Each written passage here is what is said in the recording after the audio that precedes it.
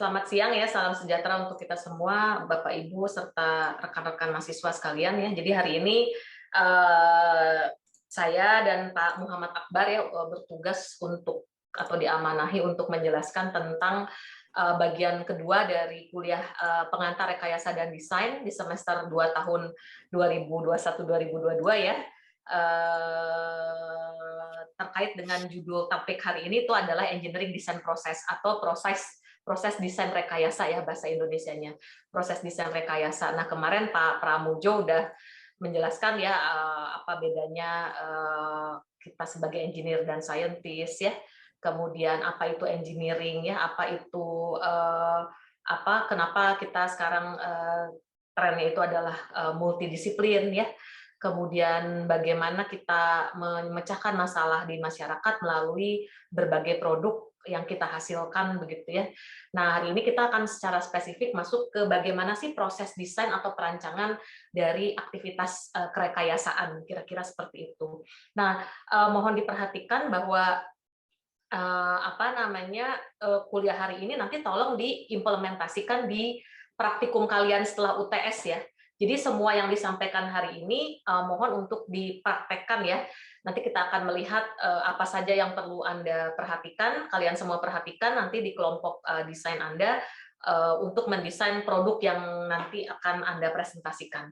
Kira-kira seperti itu. Kemudian mungkin untuk halaman selanjutnya, hari ini kita akan belajar beberapa hal ya. Jadi kita akan belajar banyak hal bahwa beberapa ide desain itu yang zaman dulu barangkali ya itu dimiliki pengetahuannya itu terakumulasi di desainernya sendiri gitu ya. Jadi kalau seorang desainer rekayasa gitu ya atau perancang rekayasa itu biasanya untuk mengemukakan idenya itu biasanya semua ada di otaknya gitu. Nah, sekarang sebagai seorang engineer Anda harus bisa ya melihat bahwa semua ide yang Anda pikirkan, ide-ide perancangan ya sampai nanti ke manufaktur, sampai ke evaluasi, itu nggak boleh hanya ada di pemikiran Anda ya, karena begitu Anda pensiun, begitu Anda meninggal itu tidak bisa di-trace ya bagaimana proses perancangan rekayasa yang pernah Anda dan tim lakukan. Jadi sekarang itu idenya dari minds on yang tadinya hanya di pikiran sekarang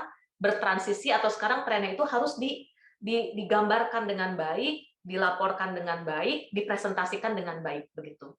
Nah, kemudian kalau kita bicara desain rekayasa ya, itu agak berbeda dengan desain seni ya.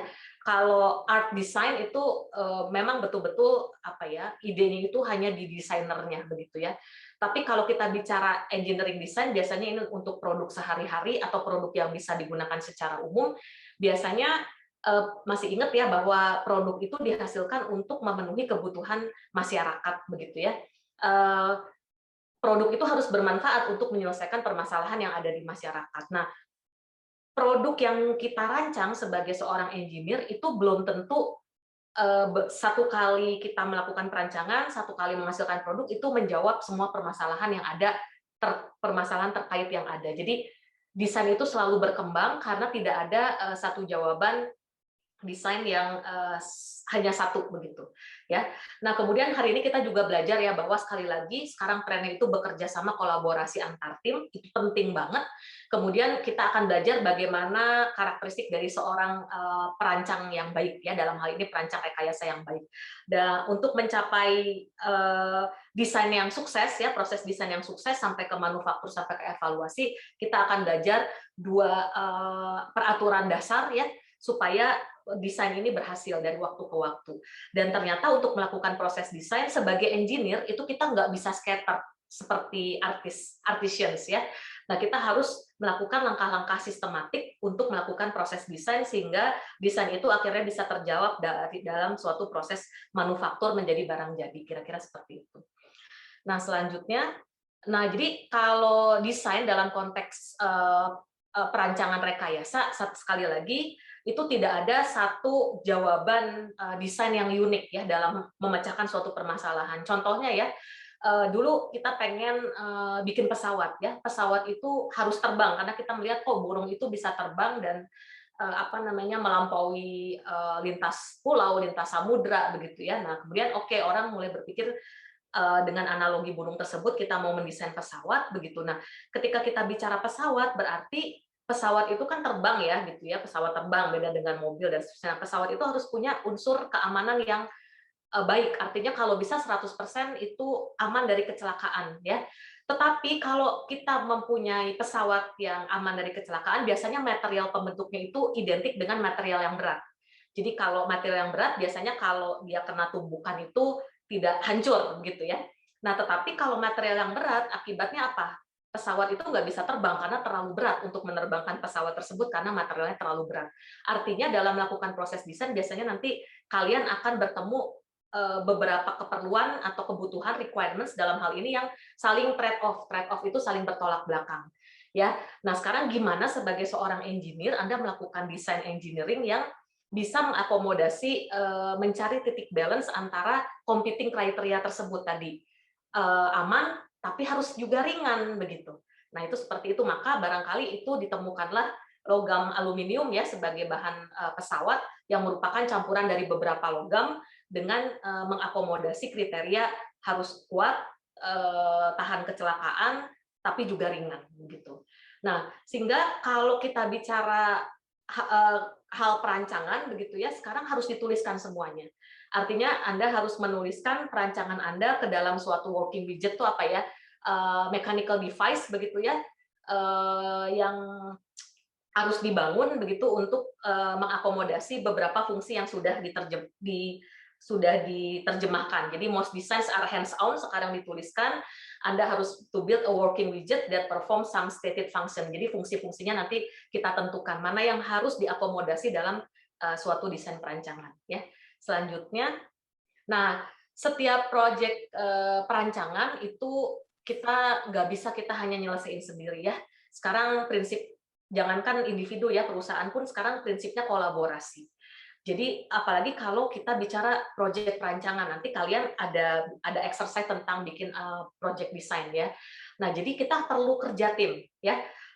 Karena satu orang itu nggak akan bisa menghandle semuanya gitu ya. Dan kita harus ingat kemarin Pak Pramujo sudah memberikan analogi ya bahwa kita sebagai engineering designer itu harus punya keingintahuan yang tinggi ya tentang bagaimana suatu fungsi atau suatu produk itu bekerja begitu, dan how to improve the works ya. Jadi tidak hanya radio itu diputar gitu ya untuk cari frekuensi. Nah, bisa nggak kalau kita tinggal pencet tombol sehingga langsung dapat frekuensinya tanpa mengira-ngira putaran dari tombol frekuensi radio. Jadi kita harus tahu bagaimana sesuatu itu bekerja, harus paham, dan bagaimana kita harus tahu bagaimana itu bisa improve ya. Nah, kemudian a good designer itu harus multitasking, harus tahu dia itu mulai dari mana dan akan selesai atau berakhir di mana gitu ya untuk melakukan khususnya systematic design approach nanti begitu. Nah, kemudian a good designer itu harus engage ke semua tim membernya, kemudian kalau bisa desainer yang baik itu mengencourage timnya atau mempush timnya, tapi jangan terlalu kelihatan bahwa itu full of intention ya. Jadi tim itu memang benar-benar senang bekerja dengan good designer ini tanpa harus dipaksa, kira-kira seperti itu. Nah, ini nanti akan dijelaskan oleh barangkali Bu Disa tentang teamwork ya. Bagaimana tim leader atau teamwork itu bekerja ya. Mungkin ini tim leadernya dalam hal ini desainer barang ya. Nah, yang kedua tadi kita lihat kita akan belajar tentang two basic ground rules ya untuk proses perancangan. Yang pertama, sekali lagi Anda nggak bisa minds on lagi, tetapi harus hands on ya. Jadi Anda harus menggunakan notebook begitu ya.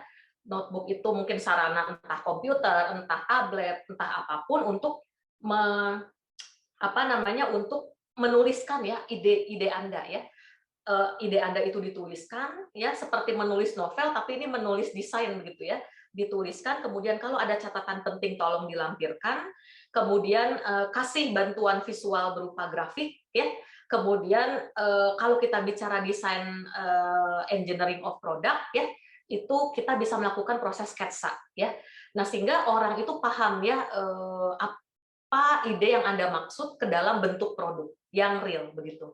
Nah, ini juga penting Anda mencatatkan segala sesuatunya di desain notebook ya, supaya kalau suatu saat kompetitor Anda itu ya itu mengklaim bahwa ini produknya eh, ini plagiat begitu ya, ini saya dulu yang menginvent produk tersebut begitu ya, sehingga nanti kalau misal ternyata ada dua rancangan yang sama begitu ya, itu bisa kalau kita bicara produk itu bisa bermasalah dalam hal hukum ya, nanti ada yang saling klaim paten ya, ini patennya punya saya bukan punya Anda dan seterusnya. Nah, kalau Anda menuliskan segala sesuatunya dengan sangat clear, detail, dan ada sketch yang jelas ya, di mana di notebook Anda tuh ada page number, margin ya, line, netbook dan seterusnya. Itu kalau nanti Anda ada masalah hukum, segala sesuatu yang detail itu termasuk ada sign response ya, ditandatangani itu biasanya si gambar sketch-nya itu di sebelah kanan ya. Pemeriksa dan pendesain itu ada tanda tangannya, itu bisa diterima di pengadilan kalau ada masalah hukum terkait desain ya. Selanjutnya rule yang kedua itu adalah tadi ya, sekali lagi ini akan diperjelas nanti di kuliahnya barangkali Bu Disa, bahwa kalau perlu dan harus sebaiknya ya kita membentuk tim ya, dan kita perlu membentuk tim, belum tentu di tim itu ada tim leader. Kalau memang perlu tim leader, biasanya tim leader itu uh, jangan nunjuk diri sendiri ya, tetapi biasanya itu ditentukan secara spontan oleh uh, anggota tim begitu. Nah, ketika Anda dipilih jadi tim leader ya, bukan mengajukan diri sebagai tim leader, Anda harus secara aktif involve sebagai part of the team. Jadi jangan cuma nyuruh-nyuruh aja. Dan Anda harus memberikan contoh teladan yang baik ya. Jadi ini kamu kerjain ini, ya saya juga bisa ngerjain kalau kamu nggak ngerjain gitu ya. Jadi harus lead by example, jangan cuma ngomong konsepnya, pinter ngomong, marketing dan sebagainya, tapi begitu kerja nggak bisa gitu ya. Nah, kemudian ketika Anda jadi tim leader, nanti Anda harus assign setiap anggota tim dengan tugas-tugas yang jelas ya, kemudian peran yang jelas begitu ya. Nah, kemudian harus punya komunikasi yang baik ya di dalam tim. Barangkali tim leader itu kadang-kadang ya memang orang yang aspek teknisnya barangkali tidak terlalu jago, tapi dia bisa menjadi jembatan antar anggota tim. Ya, kemudian harus juga memberikan delegasi terhadap beberapa fungsi kepemimpinan supaya nanti begitu dia lengser, anak buahnya bisa jadi pemimpin ya. Dan meskipun dia dipilih sebagai tim leader, yang terakhir berbagai keputusan dalam tim itu sebaiknya tidak diputuskan sendiri oleh tim leader, tetapi bersama-sama dalam tim. Dan ini akan lebih detail dijelaskan di tempat nanti ya, di tentang teamwork. Nah, yang terakhir kita akan lihat tentang ternyata kita perlu loh melakukan systematic approach dalam engineering design ya, design of engineering. Yang pertama define the problem ya. Yang kedua, ini step pertama ini penting banget. Begitu problemnya salah didefinisikan, waduh itu langkah selanjutnya udah pasti salah. Ya, bukan berarti langkah-langkah selanjutnya itu tidak penting ya, tetapi yang paling penting ini adalah define the problem. Dari problem yang ada kita generate alternative of concept. Dari berbagai alternatif of concept, kenapa kita harus generate? Karena ingat, tidak ada satu single answers gitu ya. Nah, dari situ kita evaluasi mana kira-kira konsep yang paling visible atau memungkinkan untuk masuk ke tahap selanjutnya, yaitu tahap desain sampai manufaktur. Gitu ya.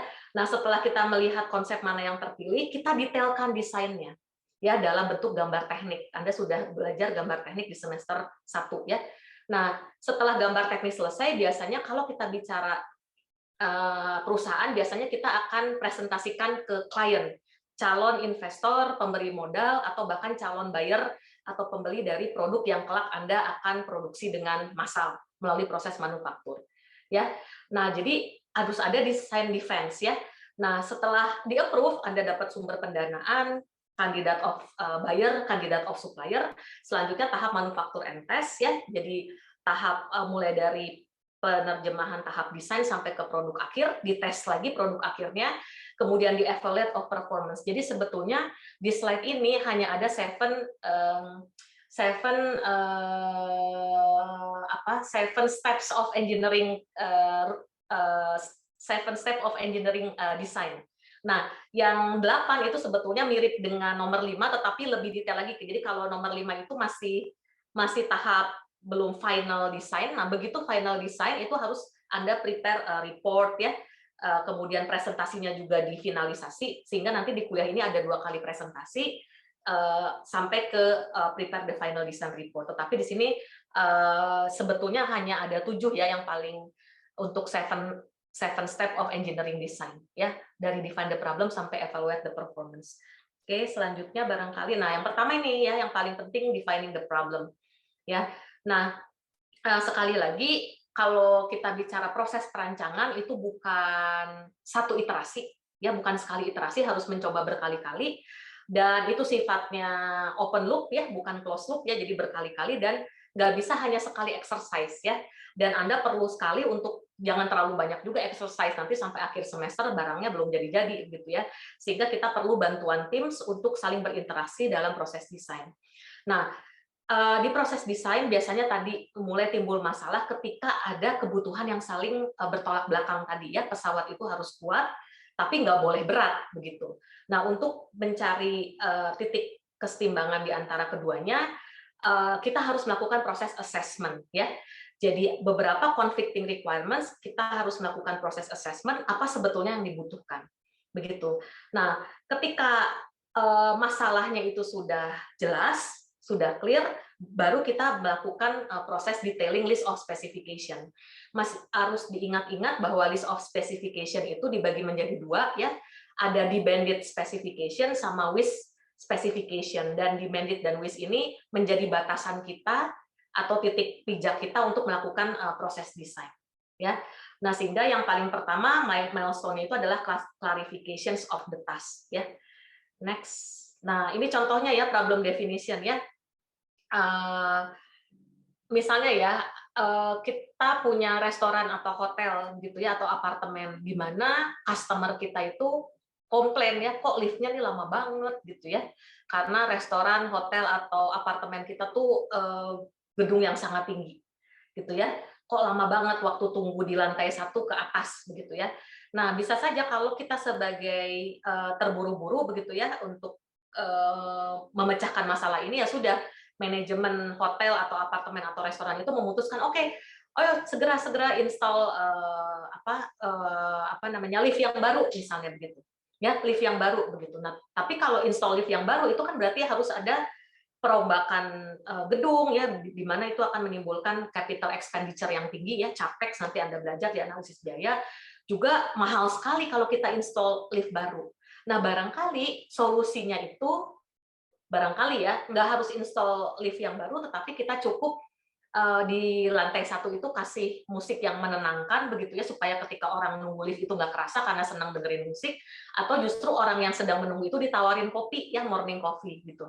Nah, itu barangkali ya, jadi hati-hati dalam melihat masalah dan bagaimana kita mendefinisikan masalah, kira-kira seperti itu ya.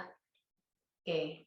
Nah, jadi selanjutnya begitu masalahnya sudah clear ya, jadi belum tentu lift yang lama itu harus nambah lift, tapi barangkali tadi tambahin musik atau kasih kopi ya, seperti itu. Karena barangkali kalau 2 lift nanti akan terlalu banyak ya, terlalu mahal untuk misalnya 20 meskipun tinggi hanya ada 20 penghuni di apartemen misalnya, ya sebenarnya 1 juga cukup gitu ya, apalagi peak hours-nya cuma di morning atau evening ketika mereka mau berangkat kerja atau mereka datang dari kerja. Nah, setelah clear gitu ya, kita lakukan list of specification. Ada 2 ya, demanded specification, design elements ya, di mana ini sebisa mungkin diakomodasi dalam desain yang nanti Anda lakukan. Ada juga wish for design element ya. Jadi ini biasanya yang diinginkan oleh konsumen kira-kira ini, tetapi kalau nggak ada di final design juga nggak akan membuat produk itu gagal. Kira-kira itu. Jadi kalau wish for design element itu elemen ini diinginkan, tetapi nggak krusial untuk the successful of the final design ya. Nah, hati-hati jangan terbalik di antara demanded design element sama wish for design element. Nanti kita akan lihat bagaimana kita memetakan demanded sama wish for ya. Nah, kemudian dalam menentukan spesifikasi supaya kita nggak bingung ya, sebisa mungkin spesifikasi itu dalam numbers. Jadi jangan sampai kalau kita ditanya sebagai customer ya, tas yang ergonomis itu seperti apa sih gitu ya, yang nggak berat jangan dijawab seperti itu. Sebisa mungkin kita dapat informasi dari customer, nggak berat itu apa ya, kira-kira kurang dari atau kurang dari 2,5 kilogram barangkali, seperti itu, supaya kita bisa lebih mudah dalam aspek perancangan. Selanjutnya, nah ini jadi ada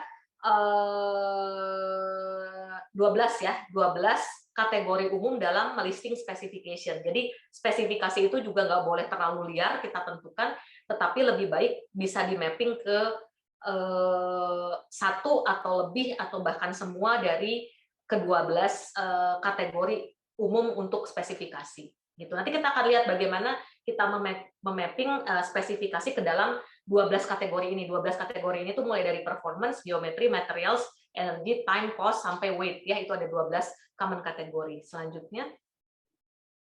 Nah, misalnya ini kita langsung masuk ke contoh ya. Ceritanya kita mau melakukan proses desain sampai membangun prototipe autogolfer ya. Jadi autogolfer ini adalah mesin yang digunakan untuk olahraga golf ya, yang bersifat remote control gitu. Jadi menggunakan remote control dan bisa dibawa-bawa ya, portable, merupakan satu portable device yang bisa dibawa-bawa, yang bisa mendukung permainan 9 lubang di permainan golf ya. Nah, kemudian spesifikasinya jelas ya, bahwa dia itu bisa menghasilkan fewest possible number of strokes. Jadi kalau tadi saya ngobrol sama Pak Akbar sih kayaknya ini sebisa mungkin pukulannya, bola yang dipukulkan itu sesedikit mungkin. Itu kriterianya. Ya.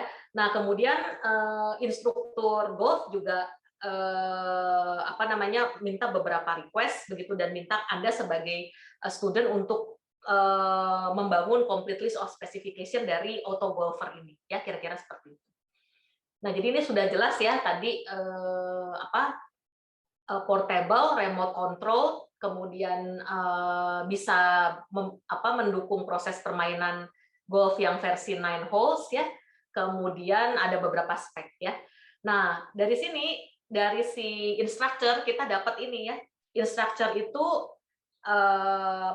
pengen list of specification-nya cost less than 600, remote control ya. Maksimum number of RC servers-nya 8 ya, kemudian can touch ball until shot ya, dan seterusnya. Nah, kita harus memisahkan. Ini Anda lihat nanti ada ini tuh 8 ya. Ada 8, di selanjutnya itu ada berapa ya? Selanjutnya itu ada 8 tambah 7 ya. Jadi ada 13 spesifikasi, performansi spesifikasi begitu. Sebelumnya maaf.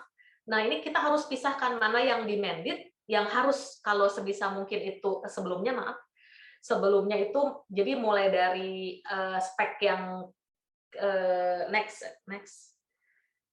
Nah, jadi dari spesifikasi ini kita harus separate specification mana yang demanded, mana yang wished for ya.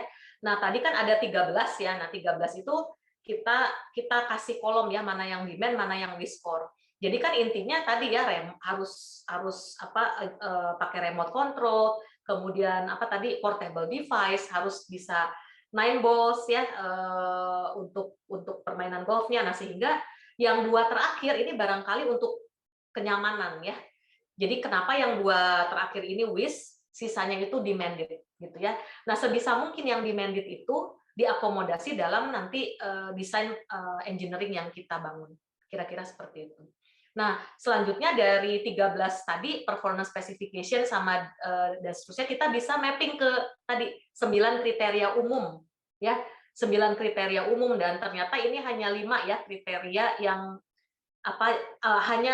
hanya dari 13 specification itu hanya ada 8 kriteria umum yang digunakan. Tadi kan ada 12 kriteria umum ya. Ternyata ini hanya 8 kriteria umum yang digunakan. Misalnya, dari sisi geometri ya, semuanya demanded, begitu ada 8 RC servers ya, single unit 3 foot cycle itu demanded semua. Nah, materials barangkali itu wish ya, not degrade in rain snow di suhu 30 derajat Fahrenheit ya. Kemudian time itu common categories of time, kalau bisa produknya itu ready to go kurang dari 14 weeks mulai dari order from customer sampai nyampe ke customer begitu. Cost-nya juga demanded ya, kalau bisa kurang dari $600. Kemudian manufaktur itu ada 2 demanded, ada 1 wish gitu ya. Dan ada 3 yang sebelah kiri itu kategori umum ya. Jadi ada 3 kategori umum yang lain. Next coba. Selanjutnya, nah 3 kategori umum yang lain di mana 1 kategori umum itu bisa terdiri dari 1 atau lebih specification, dan specification-nya bisa wish atau demanded ya, kira-kira seperti itu. Next. Nah, kemudian dari situ kita harus melakukan penugasan design milestones and clarifications of the task gitu. Pertama, Anda biasanya nanti akan, kalau misalnya mahasiswa, kalau di project ini barangkali general design project ya. Tapi kalau nanti Anda ikut lomba-lomba itu biasanya untuk design competitions ya. Nah, biasanya untuk dua jenis project ini, baik general design project maupun design competitions, biasanya kita benchmark ke kompetitor atau tanya ke customer begitu. Jadi kalau general design project itu biasanya kita interview customer ya, lewat market survey ya. Misalnya ada produk yang sudah ada di pasaran, kemudian kita melakukan market survey. Dari produk yang ada, feature mana sih yang kurang berkenan ya, dalam hal apa? Misalnya tutup botolnya kok susah dibuka ya, terlalu keras untuk dibuka sampai perlu tang ya. Nah, berarti untuk desain selanjutnya kita nggak usah memperbaiki keseluruhan produk botol tersebut, tetapi cukup diperbaiki yang requirements terkait dengan tutup botol yang susah dibuka, yaitu interview for the customer. Nah, nanti kita bangun lagi list of specification. Nah, tetapi kalau di desain competitors ya, biasanya kita tadi ya, kita baca dulu aturan kompetisinya, kemudian tanya instruktur untuk aturan mainnya ya, kemudian sama biasanya kita lihat dari kompetitor yang sudah ada begitu. Ya. Nah, kira-kira seperti itu. Next. Nah, kemudian ini tadi problem definition ya.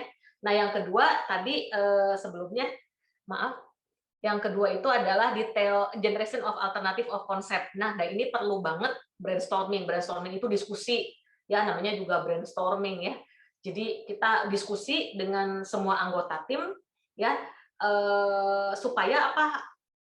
Kita memperkaya pengetahuan. Orang tuh nggak boleh kita serba tahu ya, merasa serba tahu. Kadang-kadang ide-ide dari teman-teman kita tuh bisa memperkaya ide kita, bahkan mungkin lebih bagus begitu ya. Jadi kalau banyak kepala yang memberikan ide secara bersamaan, biasanya lebih baik daripada kita berpikir perlahan-lahan satu-satu, itu biasanya hasilnya lebih baik yang pertama gitu. Nah, kemudian dalam bekerja dalam tim nggak boleh satu ya, merendahkan orang lain, menganggap ide orang lain lebih jelek dari kita, nggak boleh mengkritisi, bahkan the most stupid idea tuh kadang-kadang bisa jadi excellent innovation ya, seperti itu. Jadi anggota tim Anda itu adalah semua yang Anda perlukan untuk melakukan proses desain ya. Nah, dari brainstorming ini ya, selanjutnya oke, terkumpul ya ide-ide yang akan disepakati oleh semua anggota tim.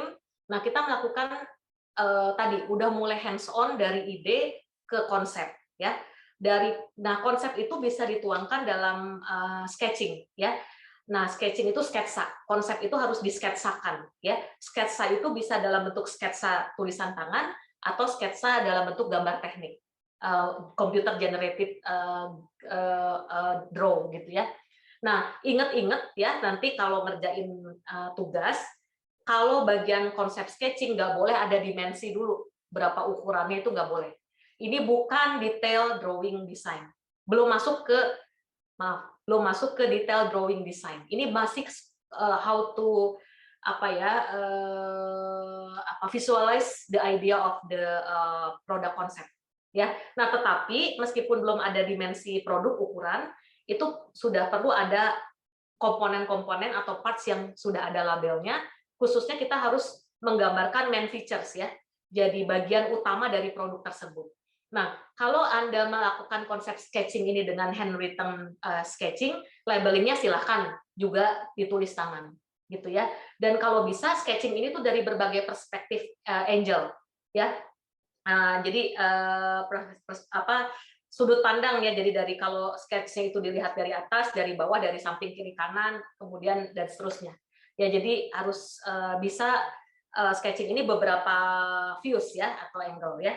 Dan kalau bisa, kalau ada komponen yang memang harus di zoom out gitu ya, itu kita bisa menggambarkannya lebih detail, tapi sekali lagi belum masuk ke dimensi. Jadi gambar sketch ini bisa memperlihatkan bagaimana produk itu kira-kira gambaran produk itu bekerja. Next ya, nah ini ada contoh yang hand drawn sketching ya. Tadi labelingnya juga silakan pakai handwritten labeling. Nah, kemudian hati-hati itu juga perlu ada note ya. Ini contoh aja sih hand draw sketching atau sketsa dengan menggunakan tulisan tangan. Selanjutnya adalah computer generated sketching. Jadi ini yang Anda ini kan di komputer ya lewat gambar teknik. Kira-kira seperti itu. Selanjutnya, nah setelah kita melakukan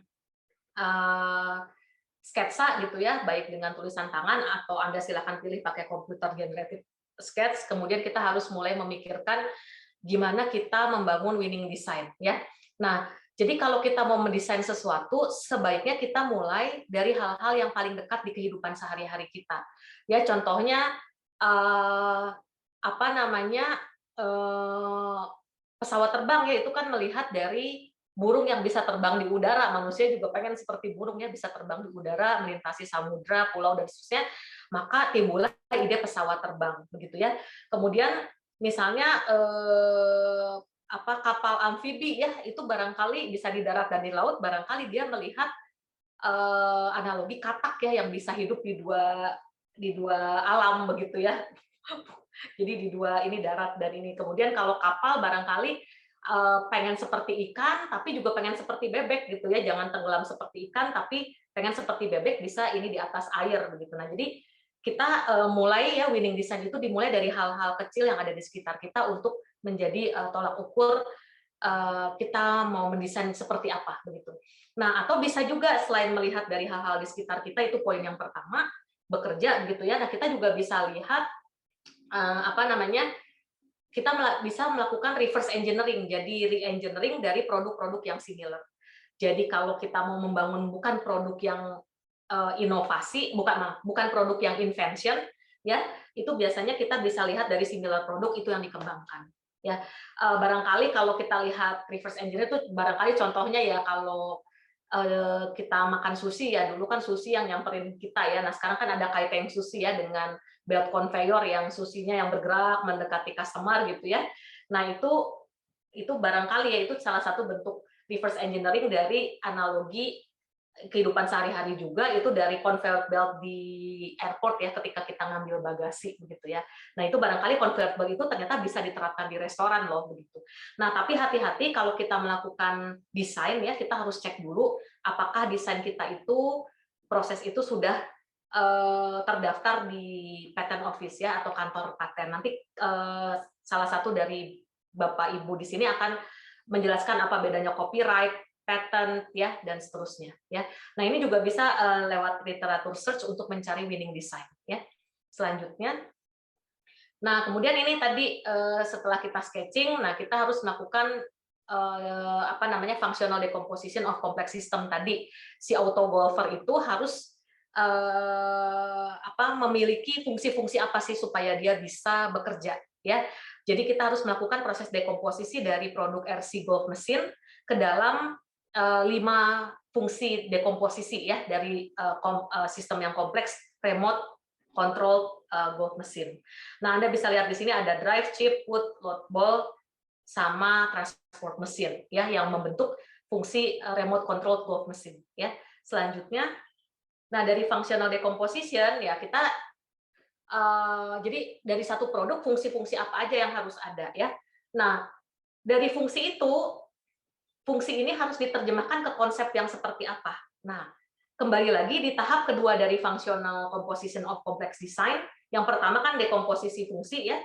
Nah, yang step kedua itu kita brainstorming lagi dengan anggota tim. Jadi kalau fungsi ini harus bisa dipenuhi dengan konsep ini, ya. Jadi kalau kita lihat, kita brainstorming alternatif konsep ya untuk setiap fungsi dan kita bisa melakukan proses perakitan ya atau integrasi dari berbagai kombinasi konsep yang mengakomodasi semua fungsi. Jadi misalnya tadi ya ada 4 fungsi ya, gitu ya 4 fungsi di RC golf mesin. Barangkali dari 5 ternyata fungsinya bisa dikompres lagi menjadi 4. Nah ini bisa digambarkan dengan fungsi ini bisa dicapai dengan brainstorming. Oh ternyata ini bisa pakai konsep ini, konsep 1, 2, 3, 4. Jadi di sini untuk setiap konsep ada 4 fungsi, gitu ya. Ada 4 fungsi yang harus dipenuhi gitu ya kira-kira seperti itu. Nah tentu saja Anda lihat ya bisa saja A1 dan B1 itu ternyata saling bertabrakan ya. Jadi meskipun konsepnya ada ternyata bertabrakan ya. Tadi contohnya berat misalnya ya tapi ringan tapi safe, yaitu bertabrakan begitu ya. Nah, sehingga barangkali tidak semua kombinasi di satu konsep itu terpilih, bisa saja kita mengkombinasikan the best of functions untuk dari konsep-konsep yang ada. Jadi konsep yang terpilih gitu ya itu adalah kombinasi antara fungsi A1 yang tidak bertolak belakang dengan fungsi B2, tidak bertolak belakang dengan fungsi C2, tidak bertolak belakang dengan fungsi D1.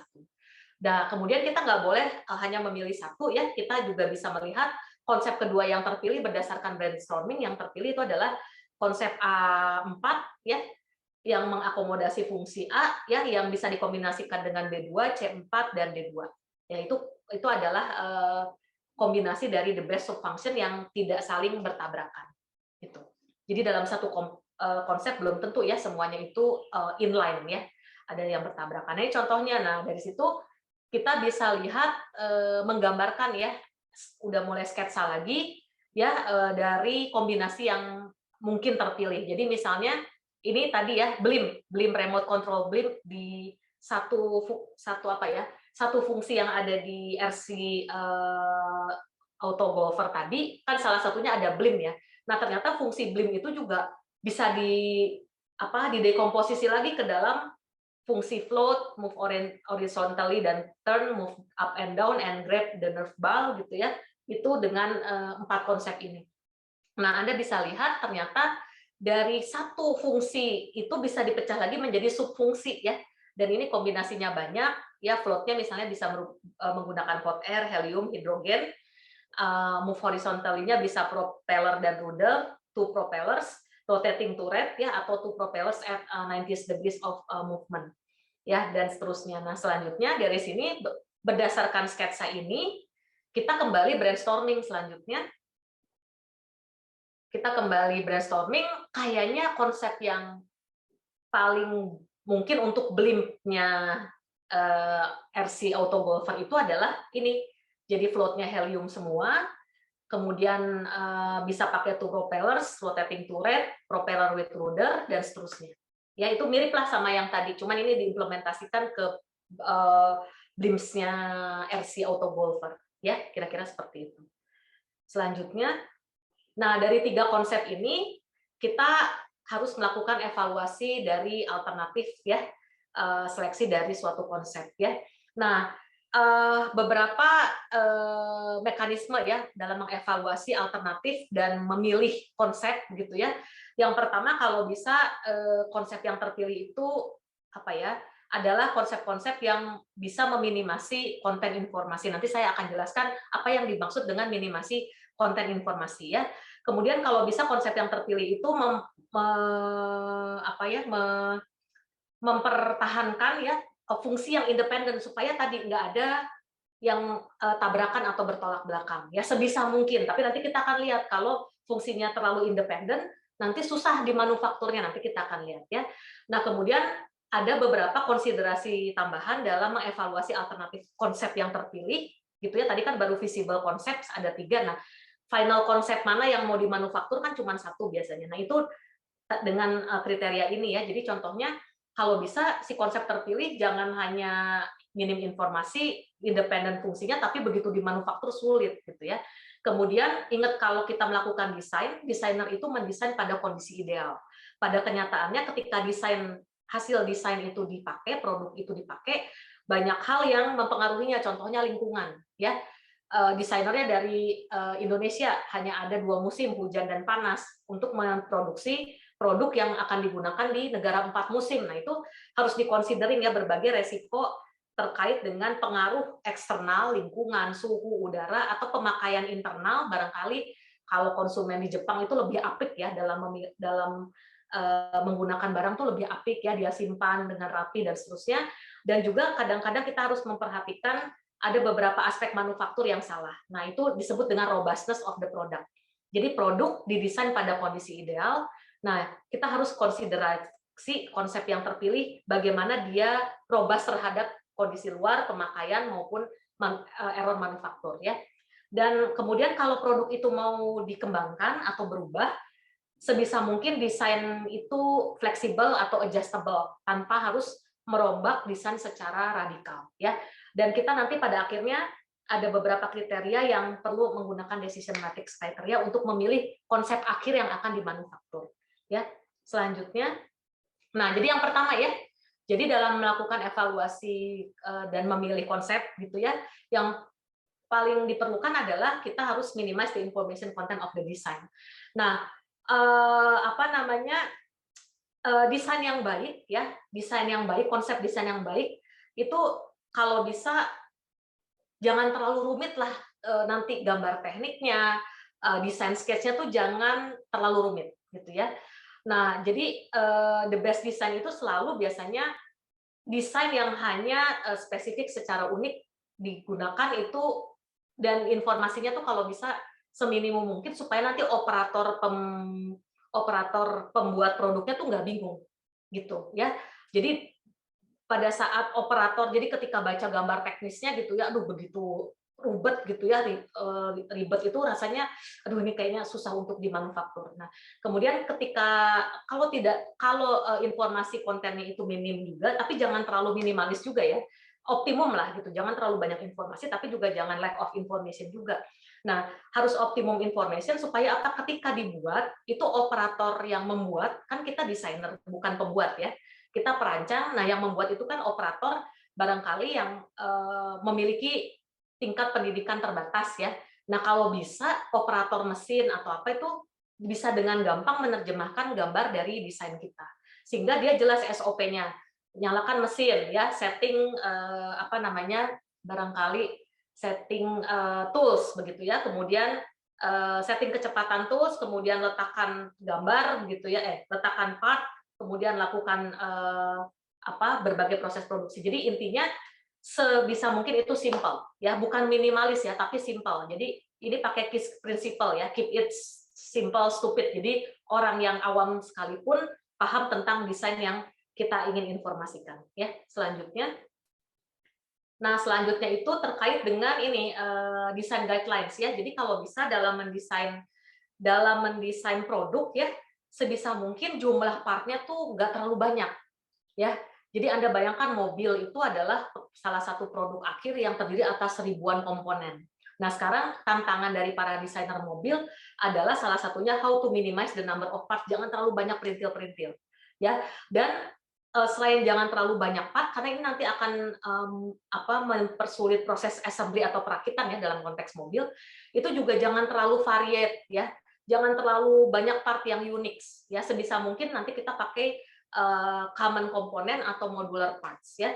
Nah, kemudian untuk produk-produk yang bukan core competence dari perusahaan, contohnya kalau mobil itu kan core competence-nya adalah mesinnya.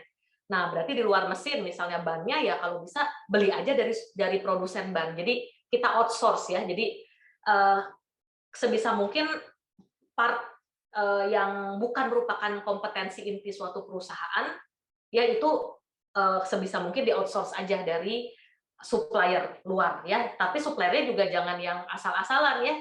Jadi misalnya kalau supplier air conditioner-nya mobil itu yang terkenal itu Denso, itu terkenal sekali di bidangnya karena teknologi AC terkenal itu adalah Denso. Kemudian misalnya LCD teknologi itu misalnya Samsung yang paling terkenal. Jadi kita harus procure atau buying parts itu yang bukan core competence kita ke pihak luar. Daripada kita bikin semuanya sendiri-sendiri, nanti nggak kelar-kelar proses desain to manufakturnya. Selanjutnya, nah kemudian sebisa mungkin produk yang kita rancang itu independen, supaya tadi tidak ada fungsi yang berbenturan. Ya, tetapi dengan adanya modular design ini biasanya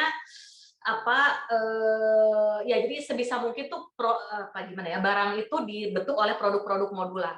Jadi kalau kita punya, misalnya Anda bayangkan ya, Anda punya Lego ya, kalau bisa itu Lego itu jangan mentahan ya, tetapi udah ada, kalau untuk membangun rumah udah ada submodul pohonnya, udah ada submodul orangnya gitu ya. Demikian juga misalnya manufaktur komputer ya, kan dia nggak ngebor baut, kemudian chipnya dirakit satu-satu, tetapi sudah menjadi misalnya subassembly ya, atau modular produk berupa printed circuit board ya.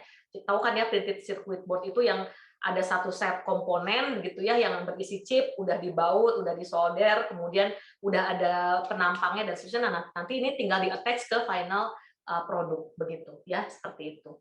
Jadi supaya apa? Kalau nanti ada perubahan produk, nggak harus keseluruhan produk yang diubah, bisa saja modul-modul tertentu saja yang didesain ulang ya, dimanufaktur ulang ya, seperti itu. Dan kalau kita menggunakan konsep modularity dari produk ya, supaya independensi produknya juga tercover, itu akan mempercepat time to market ya. Produk itu kan, apalagi produk berteknologi tinggi itu harus cepat ke pasaran. Jadi produk development types-nya nggak lama, karena hanya beberapa modul saja yang dikembangkan untuk the new generations of the product ya, kira-kira seperti itu. Next. Nah, kemudian tadi ya, biasanya kalau independensinya itu tinggi, biasanya dengan konsep modularities itu kan kita meningkatkan independensi antar fungsi produk ya, supaya tidak berbenturan, tetapi ada kekurangannya juga. Ini biasanya akan menimbulkan functional requirement yang semakin kompleks begitu. Nah, biasanya perubahan desain itu perubahan desain itu memerlukan informasi yang lebih begitu ya. Nah, jadi kita harus milih nih, apakah kita harus mengorbankan requirements ya, atau kita mengorbankan independensi antar komponen supaya tidak bertabrakan. Nah, biasanya kita menyelesaikan dua konflik ini ya, antara independensi part atau modules dengan requirements dengan membangun produk yang sifatnya less coupled design ya. Jadi with lower information content. Jadi tadi contohnya saya juga diskusi dengan Pak Abay ya, kalau dulu kita ke hotel itu yang bintang 5 biasanya ada bathtub-nya ya. Nah, bathtub-nya itu kan biasanya ada 2 keran ya, air panas dan air dingin gitu. Nah, itu masing-masing punya keran yang warna merah air panas, yang biru dingin. Nah, sebagai sebagai orang yang akan menggunakan bathtub tersebut, kita kan bingung ya, kira-kira ini berapa proporsi air panas dan dinginnya gitu ya, seberapa besar ya putaran keran yang dibuka supaya menciptakan suhu yang kita inginkan. Nah, sehingga untuk mengantisipasi hal tersebut kan konsumen hotel, pelanggan hotel itu biasanya ya pengen hangat begitu. Nah, seberapa hangat? Akhirnya sekarang pakai satu keran yang bersamaan yang hanya diputar ke kiri ke kanan untuk memperkirakan suhu. Itu disebut dengan coupled design. Ya, kira-kira seperti itu. Paham ya? Jadi yang tadinya 2 keran menjadi satu keran yang harus tadinya diputar, diperkirakan, sekarang bisa dengan lebih mudah untuk hanya tidak diputar dua-duanya, tapi digerakkan ke kiri dan ke kanan untuk dirasakan suhu hangat atau dingin yang kita inginkan. Ya, kira-kira seperti itu. Next. Nah, kemudian selanjutnya itu tantangan desain itu functional requirement-nya sudah terpenuhi, independence-nya sudah terpenuhi ya, dengan less coupled design sudah mengakomodasi konflik tadi ya. Nah, tapi yang paling penting, bukan yang paling penting ya, salah satu yang harus kita pertimbangkan dalam evaluasi adalah sebaiknya itu mudah untuk dimanufaktur. Ya, nah biasanya produk-produk yang cepat proses desainnya itu biasanya lebih cepat dimanufaktur, biasanya melalui prototyping dulu ya. Tahu prototype ya, produk itu sebelum di launching massal itu dibikin dulu prototyping yang untuk di testing the market ya. Nah, biasanya kalau produk itu lebih cepat ya, selesai proses desainnya, berarti dia lebih cepat untuk melakukan proses manufaktur, ditambah dengan unsur-unsur yang tadi terpenuhi ya, minimize the information, accommodate the conflict ya, itu biasanya dari manufaktur sampai sebelum market testing itu biasanya perusahaan tersebut punya waktu yang cukup untuk testing the product ya, prototype of the product, debug and optimize performance. Jadi sedikit-sedikit dilakukan perbaikan desain ya. Nah, kalau kita bicara kompetisi di bisnis, apalagi produk berteknologi tinggi, itu biasanya first time to market ya, yang paling penting. Ya, jadi biasanya Android kita sebut aja misalnya Samsung dan iPhone itu berlomba-lomba ya untuk melaunching produknya ya, karena first time to market itu biasanya dia akan jadi market leader biasanya, apalagi di kondisi persaingan yang sangat ketat dan untuk produk berteknologi tinggi gitu. Nah, tetapi tentu saja ya sebuah manufaktur, sebuah perusahaan ya, sebuah manufakturer atau sebuah perusahaan manufaktur itu juga harus mengambil prinsip produk yang dihasilkan itu harus memiliki biaya produksi, biaya supply chain, biaya desain yang rendah. Biaya desain kayaknya nggak bisa rendah ya, tetapi barangkali sebisa mungkin biaya produksi dalam proses manufaktur dan juga biaya supply chain-nya itu ditekan seoptimum mungkin. Ya, seperti itu. Jadi, kalau Anda punya dua konsep ya, yang satu degree of requirement-nya tinggi, gitu ya, atau sama ya dua konsep ini, tetapi yang satu lebih mudah untuk dimanufaktur, maka pilihlah konsep yang memiliki design requirements terpenuhinya sama, gitu ya, maka pilihlah konsep desain yang mudah untuk dimanufaktur. Ya, selanjutnya. Oke ya. Nah, kemudian ingat ya bahwa manufaktur itu adalah penerapan desain ke dalam bentuk produk nyata. Karena desain itu biasanya masih konsepnya sifatnya abstraksi. Nah, jadi kita harus yakin bahwa desain kita yang tadinya abstraksi melalui konsep drawings itu bisa dimanufaktur.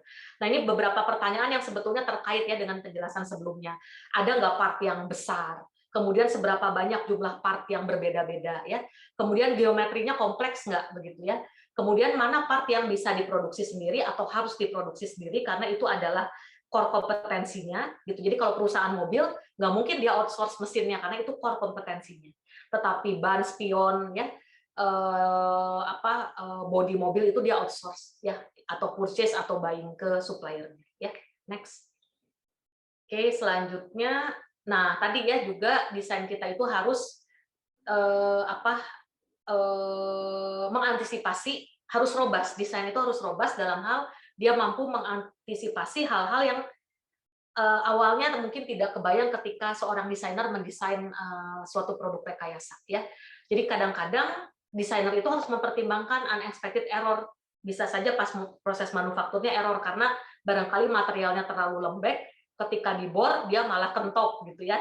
Nah, itu bisa seperti itu. Atau environmental change ya, nanti akan diterangkan oleh Pak Akbar bagaimana nanti kita melakukan proses perhitungan model matematik seberapa besar misalnya ya kalau kita ban di negara 4 musim itu dengan desain eksperimen harus dibentuk bahwa dia itu harus tahan dari suhu minus 30 derajat sampai plus 40 derajat Celcius. Tetapi kalau di negara hanya tropis seperti kita barangkali cukup dari 25 sampai 40 derajat Celcius. Nah, itu environmental change ya.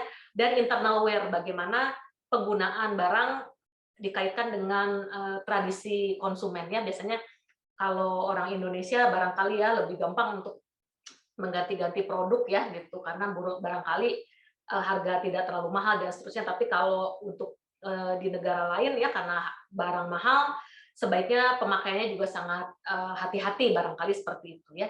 Nah, jadi sebagai seorang desainer ini harus dipertimbangkan ya yang sudah diperkirakan maupun yang tidak diperkirakan. Nah, dan harus Anda ingat banyak sekali proses desain itu dilakukan pada kondisi operasi yang ideal ya. Nah, sehingga ada beberapa hal yang kadang-kadang tidak terduga yang terjadi entah di proses manufaktur, entah di lingkungan tempat produk itu digunakan maupun penggunaan internal produk tersebut yang kadang-kadang jauh dari ideal ya. Seperti itu. Next. Nah, dan selain harus robust ya, itu produk kita juga harus adjustable. Ya, jadi jangan sampai kita mengulang lagi desain dari scratch begitu ya. Misalnya iPhone itu kan udah berlangsung dari versi 4 barangkali ya sampai sekarang mau 13 ya atau apa begitu. Nah, itu barangkali operating sistemnya saja yang diimprove barangkali ya, saya tidak tahu gitu ya. Nah, artinya kita harus lihat ya, apalagi nanti Anda mengerjakan tugas ya, harus lihat ini waktu Anda terbatas hanya 1 semester, setengah semester bahkan untuk mengimplementasikan dari desain sampai bukan manufaktur ya, tapi prototyping. Ya, jadi Anda harus memperkirakan resource dan waktu yang diperlukan untuk proses mulai dari desain sampai manufaktur. Kemudian desain itu harus optimum supaya apa? Supaya tadi tidak semua keseluruhan produk itu harus diganti secara radikal. Tetapi cukup modul-modul tertentu saja yang diganti. Nah, itu disebut dengan design for adjustability. Ya, seperti itu. Nah, kemudian kira-kira seperti itu ya. Ini kira-kira seperti itu. 2 poin terakhir sih ya lebih kepada mechanical system, dimensional, adjustability can be attained by using non-permanent fastening methods ya. Jadi misalnya kalau mau ganti sabun cuci piring gitu ya, ya sudah yang kita ganti cukup botol pumpnya itu, di mana pump cuci piring itu kan yang paling mahal ya, itu nggak usah diganti. Tapi cukup botolnya saja, karena dari harga satu sabun cuci piring itu pumpnya itu 70% sendiri dari materials, cost of materials barangkali seperti itu. Atau kalau untuk mengganti berbagai figura misalnya ya, jangan ditempel pakai lem atau dipaku akurat ya secara permanen ya, tetapi misalnya pakai screw gitu ya. Jadi pakai joint method ya. Next. Oke, nah selanjutnya kita akan melihat bagaimana kita memilih konsep begitu ya dengan menggunakan decision matrix ya, di mana kita konsep-konsep itu selain harus memenuhi syarat-syarat yang tadi ya, design for adjustability, robustness, minimum of information dan seterusnya, itu juga ada faktor-faktor lain yang perlu kita pertimbangkan ya dalam pengambilan keputusan mana konsep yang akan terpilih untuk selanjutnya di manufaktur. Jadi dari tadi 3 menuju 1 itu pakai proses decision making, sebisa mungkin tidak subjektif tetapi objektif. Nah, ini contoh yang digunakan adalah dengan menggunakan point rating method ya, atau decision matrix ya. Nah, ini intinya kita mempertimbangkan kelemahan dan kekuatan dari konsep. Nah, kalau bisa di sini dalam melakukan decision matrix, weakness itu justru yang diberikan bobot lebih tinggi dalam pengambilan keputusan. Selanjutnya, nah jadi misalnya ya untuk mengevaluasi akhir kriteria evaluasi akhir dari konsep yang terpilih, kita pengen konsep yang terpilih itu low weight, low cost, is to manufacture ya. Nah, misalnya contoh kalau Anda ke restoran, ada kriteria enak, banyak, murah, nggak bisa tiga-tiganya. Anda harus mengorbankan salah satu atau salah 2 di antaranya. Kalau mau enak dan banyak biasanya mahal ya, kalau mau murah dan banyak biasanya nggak enak ya. Jadi ada trade off evaluasi juga. Nah, ini biasanya kita kasih, biasanya kriteria ini sebisa mungkin independen ya. Kemudian kita bisa memilih 5 sampai 7 kriteria untuk dievaluasi. Tidak semua kriteria, jadi kalau dari ada 100 kriteria, pilihlah 5 sampai 7 saja yang relevan, kasih bobot setiap kriteria, kasih nilai untuk setiap alternatif of concept, kalikan nilai dengan bobot ya, jumlahkan bobot kali nilai yang tertinggi itu adalah konsep desain yang terpilih ya. Next, coba ini contohnya. Jadi misalnya evaluation kriterianya tadi ya, weight-nya ringan, low cost is to manufacture, sama low cost ya. Berarti ada 3 kriteria. Nah, 3 kriteria ini kasih bobot jumlahnya harus 100%. Nah, misalnya di desain konsep yang ada semua alternatif konsep itu, weakness-nya itu banyaknya di yang is to manufacture. Nah, berarti is to manufacture-nya itu harus dikasih bobot tertinggi dari 100%. Nah, itu weight ya, WT itu weight. Nilainya harus 1 atau 100%. Nah, dari situ setiap, tadi kan 3 konsep yang terpilih, kita kasih nilai atau value. Value untuk setiap kriteria, untuk setiap konsep, kalikan bobot dengan value, dapat nilai terbobot itu yang ada di ini ya, total values-nya.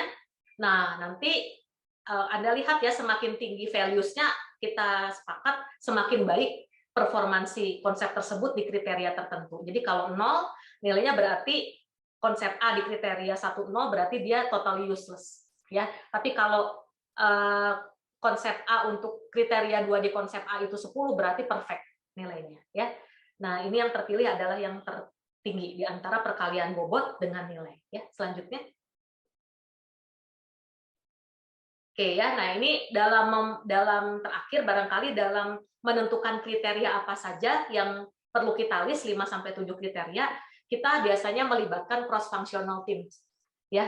Jadi diskusi tim lagi, biasanya kalau di perusahaan itu ada bagian desain, ada bagian produksi, keuangan, marketing, research and development, supply chain ya, itu semua brainstorming untuk memberikan masukan terkait kriteria begitu ya. Dan tadi matriks itu untuk identify and correct weakness in promising design. Jadi tadi kalau ternyata semua konsep desain itu hampir memiliki weakness di is to manufacture, maka kasihlah kriteria is to manufacture bobot tertinggi begitu.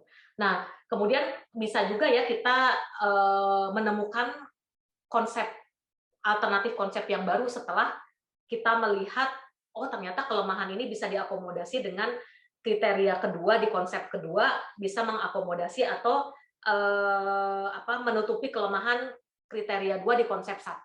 Nah, itu berarti bisa juga kita generate new alternatives ya, kira-kira seperti itu. Oke, selanjutnya. Oke, selanjutnya akan dijelaskan oleh Pak Akbar. Desain step yang keempat, silakan Pak Akbar. Baik, terima kasih Bu Yosi atas penjelasan pendahuluannya.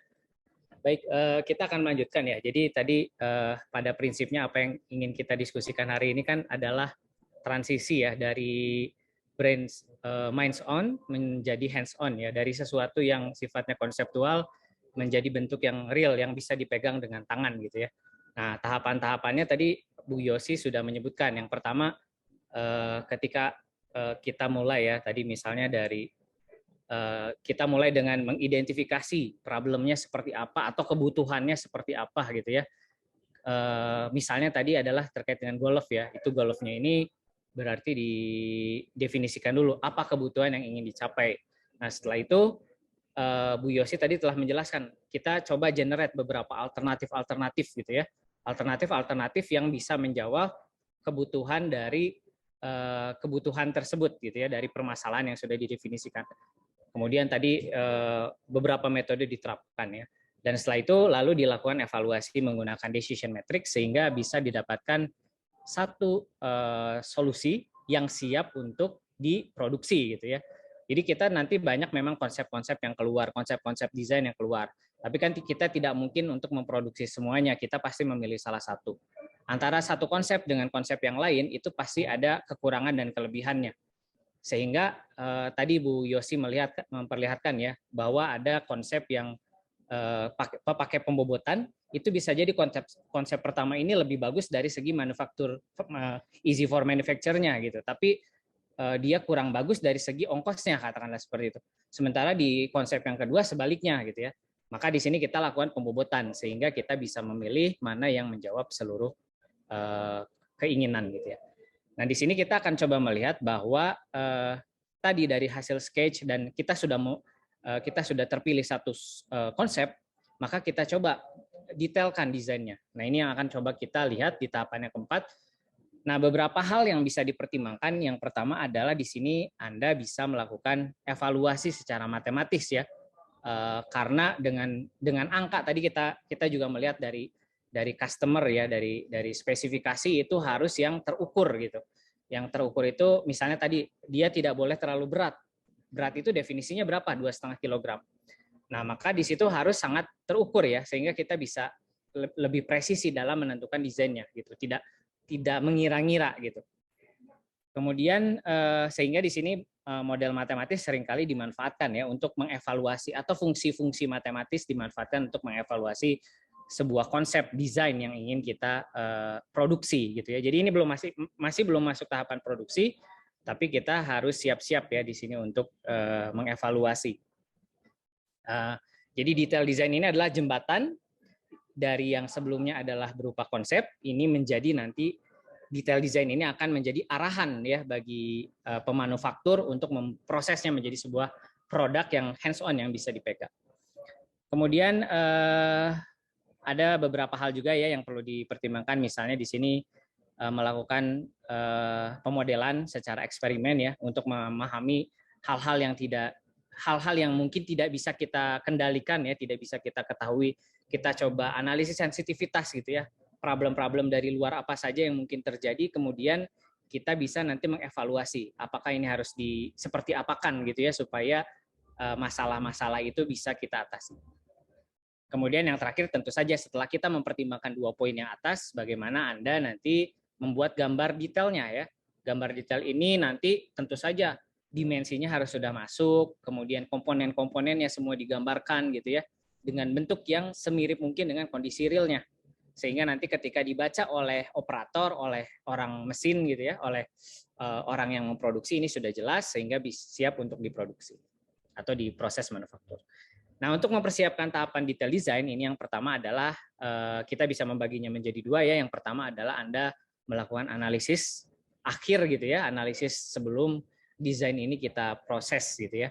Jadi yang pertama adalah mathematical models tadi ya, yang untuk bisa mengukur kira-kira ini sudah terjawab belum spesifikasinya gitu ya.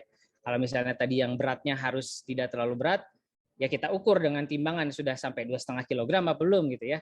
Kalau ternyata lebih kecil dari 2,5 kilogram, ya berarti kita bisa lanjut. Berarti desainnya seperti ini saja, materialnya seperti ini saja. Tapi kalau misalkan katakanlah beratnya masih 3 kilogram, nah ini berarti apakah bentuk tasnya harus kita kurangi gitu ya, atau materialnya kita ganti. Tadinya pakai kulit asli, kita ganti dengan kulit imitasi gitu ya. Katakanlah seperti itu sebagai contoh. Kemudian yang kedua adalah models of art of concepts as needed gitu ya. Jadi kita memodelkan komponen-komponen penyusunnya ini sudah menjawab belum terhadap kebutuhan-kebutuhan atau spesifikasi-spesifikasi yang sudah didefinisikan di tahapan pertama tadi gitu ya. Jadi nanti itu dicek dan yang terakhir setelah itu baru kita finalisasi menjadi sebuah gambar yang detail, yang rinci. Nah ini sebagai contoh ya, salah satu penerapan bagaimana model matematis diterapkan. Jadi misalkan ini produknya adalah membuat sebuah kapal ya yang ketebalannya di sini disebutnya 0,1 ya. Barangkali di gambar ini tidak sesuai dengan yang ada di tulisan gitu ya. Kita anggap saja ini ketebalannya sama 0,1. Kemudian punya karakteristik. Nah, thermal conductivity ini kan kalau kita berbicara thermal conductivity ini tergantung dengan materialnya gitu. Jadi keputusan pemilihan thermal conductivity ini tergantung material gitu. Kemudian sumber listriknya di sini menggunakan 150 watts per meter persegi ya. Kemudian diketahui bahwa kondisi airnya di sekelilingnya ini 20 derajat Celcius. Dan si material ini ternyata tidak kuat ya kalau misalnya tiba-tiba airnya menjadi 100 derajat Celcius ya. Misalnya katakanlah kalau buat ini mainan gitu, kemudian dijalankan di atas air yang sedang mendidih ya tentu saja ini akan rusak. Nah, pertanyaannya adalah apakah kita tidak usah mengecek nih seberapa baik ya temperatur yang masih boleh digunakan untuk material tersebut. Jadi kalau kita tidak melakukan perhitungan, mungkin kita tidak akan memberikan rekomendasi nih kepada customer. Bot ini tidak boleh digunakan pada temperatur di atas, kalau 100 derajat kita udah clear ya, udah jelas gitu. Tapi misalnya ternyata di titik lain itu ada nilai tertentu ya. Nah ini ternyata setelah dilakukan evaluasi dengan sebuah rumus hukum Fourier, ini kita bisa melihat konduksi dari panas ya. Dan ternyata di sini bisa diketahui bahwa temperatur paling tingginya ini adalah 30 derajat Celcius. Jadi kondisi dari bot tersebut adalah 30 derajat Celcius dan ternyata ini masih lebih rendah daripada batas 100 derajat Celcius. Jadi artinya ini masih oke gitu. Nah, ini jadi kalau kesimpulan dari hasil ini adalah kalau misalnya si kapalnya disimpan di atas air yang beratnya temperaturnya 20 derajat Celcius, ini berarti tidak masalah gitu ya. Seperti itu gitu. Jadi ini akan menjadi hasil analisis karena nanti di dunia real kita perlu bandingkan si bot ini tuh di dunia nyata akan digunakan di perairan yang temperaturnya sebesar apa gitu. Nah, ini akan mempengaruhi dari desain itunya sendiri gitu ya. Jadi kalau katakanlah ternyata nilainya ini sudah sangat tinggi, berarti kita harus mencari lagi yang konduktivitas termalnya lebih rendah, katakanlah seperti itu ya, dan seterusnya. Jadi kenapa ini menjadi 30 derajat Celcius? Karena memang dia menggunakan power yang beratnya 150 watts per meter persegi gitu ya.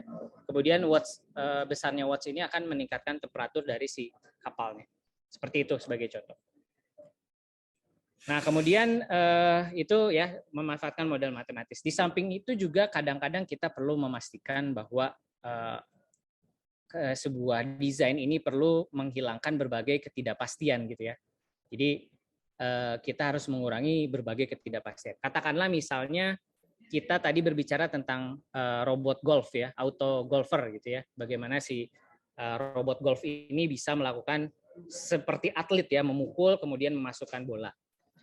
Nah, ini seringkali tahapan yang dilakukan adalah sebelum kita membuat detail design, kita menggunakan desain antara ya, atau di sini namanya crude model apa ya, model awal gitu ya, model awal, tapi bukan model akhir. Ini menuju ke model final gitu. Nah, model-model ini diharapkan membantu kita untuk mengevaluasi, mengidentifikasi parameter-parameter apa saja yang dianggap penting ya. Misalnya di sini ada tinggi dari tempat penyimpanan bola. Ini diasumsikan bentuknya nanti seperti botol. Kemudian ada tinggi dari penyimpanan si botol itu sendiri dari permukaan, sehingga bolanya nanti bisa keluar ya. Kalau tingginya terlalu di bawah, bolanya nanti mandek di bawah, tidak bisa terus keluar. Kemudian juga bagaimana kita menentukan posisi dari ujung supaya dia berada di posisinya harus di tengah-tengah atau di sebelah mana dan seterusnya. Kemudian terkait dengan fungsi, dia bisa bergeser, bisa bergerak. Ini bisa kita coba dulu dengan menambahkan roda gitu ya. Jadi fungsi-fungsi yang diharapkan ini sudah bisa dijawab oleh crude model ini.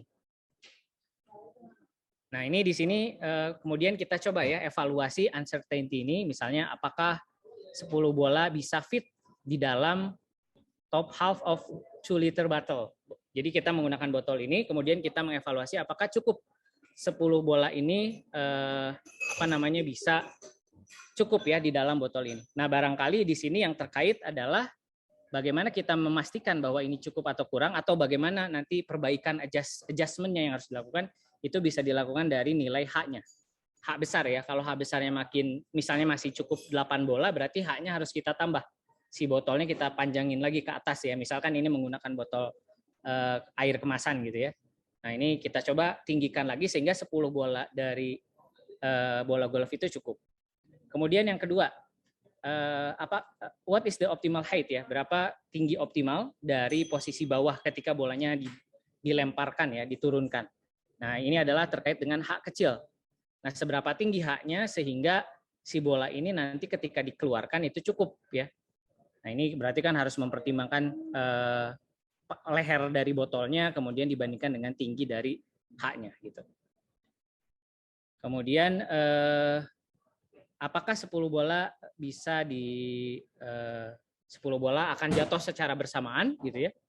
Itu juga nanti harus dicek, misalnya kita mengecek dari diameter dari si leher botolnya gitu ya. Apakah diameternya kita buat kecil atau besar, tergantung nanti definisi dari fungsi golfernya. Apakah dia bisa mengeluarkan 10 bola secara bersamaan atau memang kita sengaja mengaturnya supaya keluarnya satu persatu. Sehingga nanti dibutuhkan nilai diameter dari tutup botol itu, dari bukan leher botol itu, kemudian disesuaikan dengan ukuran bolanya. Ya. Dan seterusnya. Jadi di situ untuk memastikan ketidakpastian ya, sehingga desain akhirnya adalah bisa menjawab seluruh kebutuhan fungsional yang kita harapkan. Nah, ini ujung akhirnya setelah itu dievaluasi, akhirnya ditentukan ya nilai H-nya berapa, nilai H kecilnya berapa, nilai X-nya berapa, sehingga desain yang paling bisa menjawab adalah ketika dibentuk gambarnya seperti ini gitu ya. Ini sebagai contoh.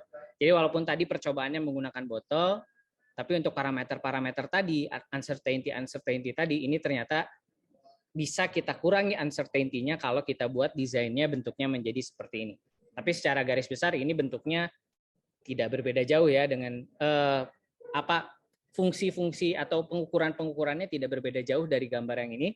Cuma nanti ketika sudah dibuat menjadi produk, ujungnya menjadi seperti ini. Jadi ini untuk menjawab seluruh kebutuhan. Ya, seperti itu. Nah, ketika Anda nanti menggambar detail drawing itu sekurang-kurangnya digambarkan ada dua tampilan ya, tampilan sisi dan tampilan depan.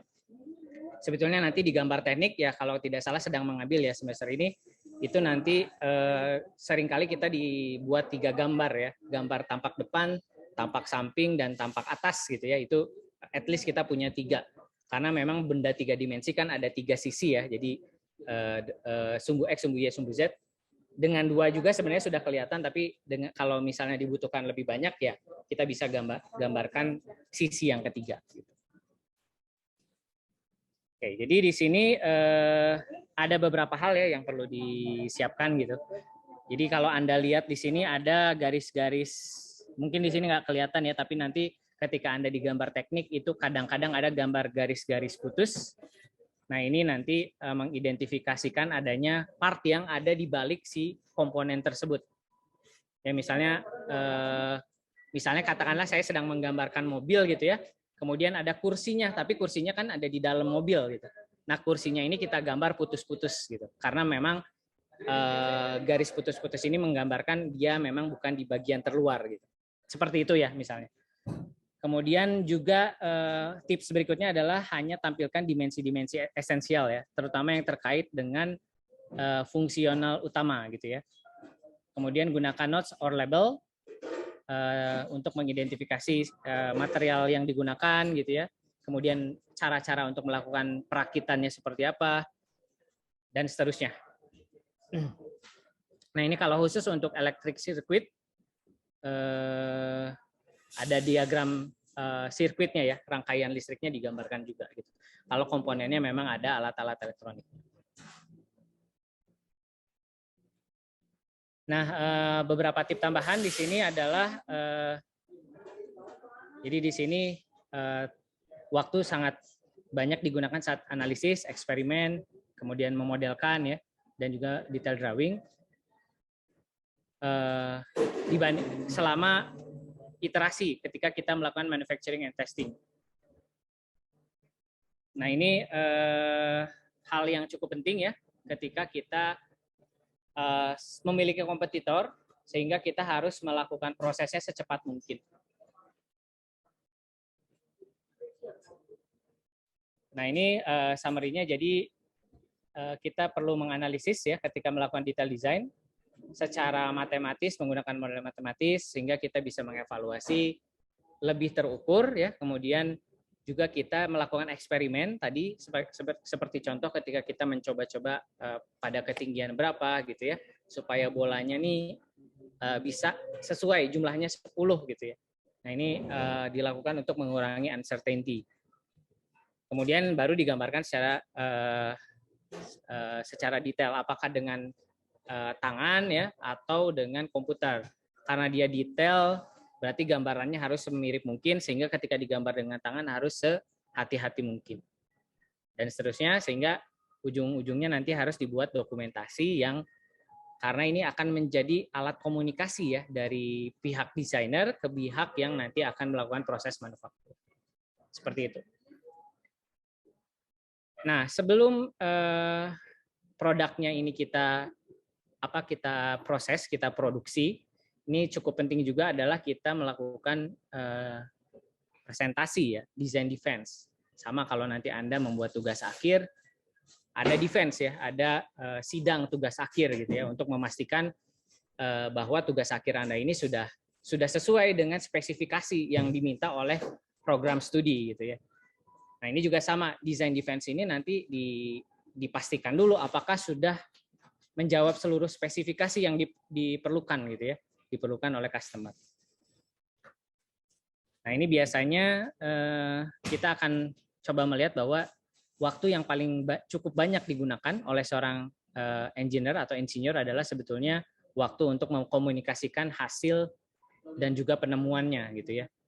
Sehingga ini menjadi hal yang cukup penting, meskipun sebetulnya detailnya sangat penting, tapi adalah ya presentasi juga cukup penting gitu. Mungkin kalau bisa dikatakan ya kekurangan mahasiswa ITB itu ya presentasinya kurang gitu ya. Jadi kemampuan inilah sebenarnya yang perlu kita latih dari sekarang gitu ya. Karena kalau misalnya dari segi detail dalam Anda mengolah data, anak-anak ITB mengolah data sangat detail ya, sangat baik gitu. Tinggal bagaimana kita mempresentasikan, memilah-milah data sehingga data-data yang ditampilkan ini menarik untuk orang banyak, bukan hanya untuk desainer gitu. Kemudian ada oral defense ya, selain Anda menyiapkan dokumennya, Anda juga perlu bisa menyampaikan dengan baik ini desainnya itu seperti apa, kelebihan kekurangannya apa, dan tidak berbelit-belit gitu ya. Dan seterusnya. Nah, ini beberapa hal ya yang perlu diperhatikan. Jadi intinya adalah bahwa engineer ini harus bisa mengkomunikasikan reportnya, laporannya dari hasil dia melakukan desain sebelum nanti diproduksi ya. Jadi kita harus meyakinkan kalau minimal gitu ya, meyakinkan ke investor, atau meyakinkan ke manajer kalau misalnya Anda sebagai seorang R&D gitu ya, meyakinkan kepada manajer bahwa si desain yang setelah Anda buat ini adalah menjawab seluruh keinginan customer dan juga biayanya ini cukup dan akan menguntungkan bagi perusahaan. Itu presentasi-presentasi yang perlu dipikirkan gitu ya. Sehingga di sini nanti beberapa hal yang cukup penting adalah penulisan bahasa yang baku ya, sehingga mengurangi ambiguitas antara pendengar dan juga pembicara. Kemudian, nah ini juga penting ya, bahwa cara berkomunikasi itu banyak caranya, bukan hanya dengan tulisan gitu ya, bukan hanya dengan oral, tapi juga bisa dengan bentuk-bentuk yang lain, misalnya seperti email. Oke, kemudian di sini kita melihat bagaimana kita mempersiapkan oral defense. Ya, ini di sini ya bisa dianggap nih jurinya adalah customer ya, karena ini kita berbicara desain sebuah produk. Jadi kira-kira produk ini yang nanti make siapa gitu ya. Kalau tadi golfer berarti eksekutif yang suka bermain golf ini kita undang, kemudian mereka mengevaluasi, kita presentasi dan mereka mengevaluasi. Atau instruktur tadi ya, instruktur dari golf yang lebih paham fungsi-fungsi dari auto golfer gitu. Nah, ini kemudian beberapa hal yang perlu dipertimbangkan, apakah tim sudah melakukan pendekatan yang sistematis gitu ya, dari tahapan 1 sampai tahapan 8 gitu. Kemudian bagaimana konsep produk finalnya bekerja seperti apa gitu ya, karena ini memang belum diproduksi ya. Jadi kita harus bisa menjelaskan dan menunjukkan bahwa ini sangat mungkin untuk diproduksi. Artinya tadi design of manufacturer itu harus dipertimbangkan. Dan seterusnya ini adalah resiko-resiko apa yang akan terjadi ya dari desain yang sudah kita rencanakan. Apakah resiko-resiko ini masih bisa ditoleransi gitu ya, atau jangan-jangan tidak bisa ditoleransi sehingga nanti desainnya tidak bisa diterima. Kemudian kalau dalam kasus Anda ya sebagai mahasiswa nanti yang berkelompok untuk mengerjakan tugas membuat desain ini adalah apakah Anda sudah bekerja secara berkelompok secara efektif gitu.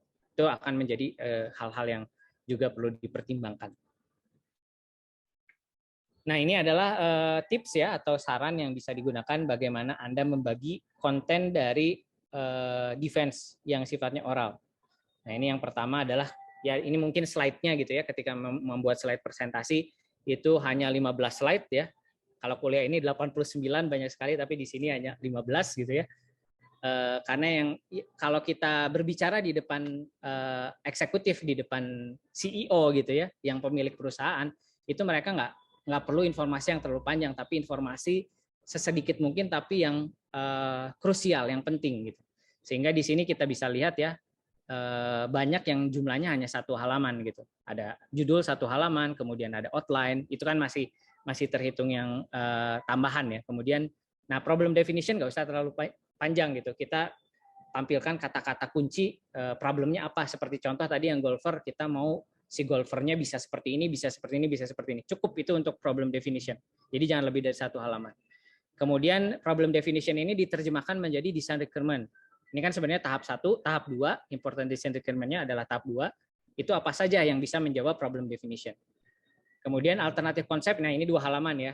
Bisa jadi tadi kita menunjukkan ada fungsi apa saja, kemudian konsep-konsep apa saja, kemudian tampilkan yang paling pentingnya, mungkin hasil akhirnya gitu ya, nggak usah kita jelaskan prosesnya dari awal sampai akhir sehingga keluar pemilihan hasilnya seperti itu. Kemudian final konsepnya, nah ini yang kita sedang bahas ya, final konsepnya, yang tahapan sebelumnya, kemudian ada detail design, ini bisa 2 halaman, kemudian terakhir adalah summary, sehingga total slide-nya paling banyak adalah 15 halaman.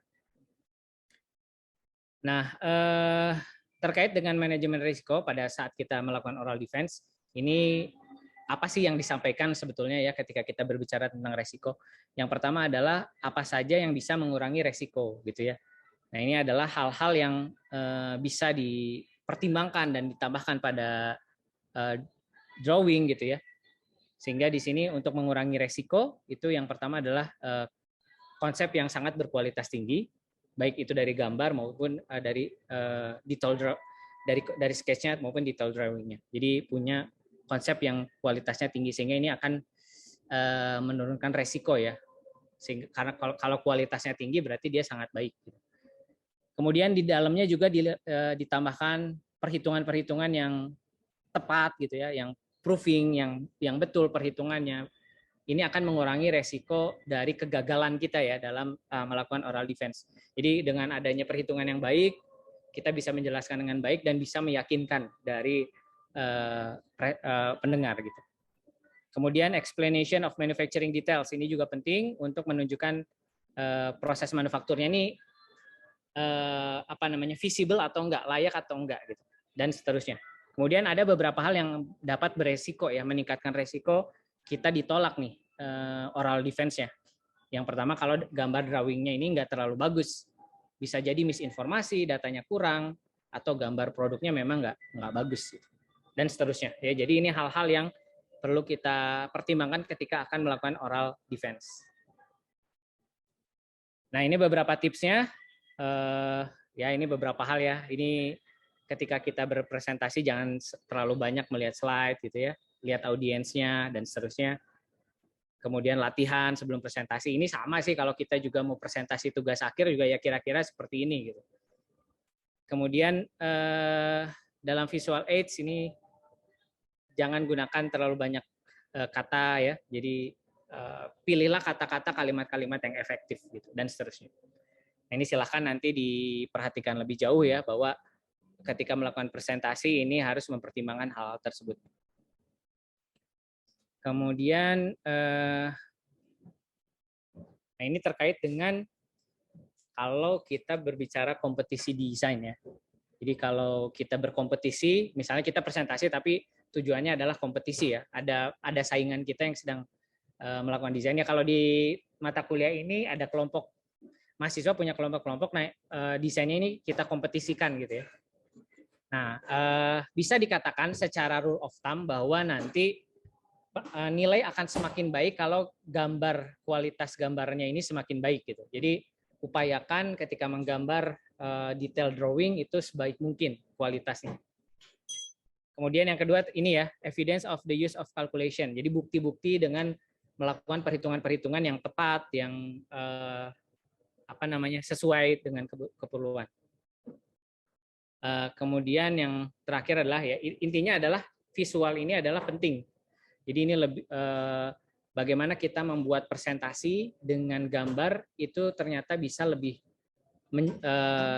isinya bisa lebih banyak daripada 1000 kata, istilahnya seperti itu. Ya, ini seperti yang tadi disebutkan.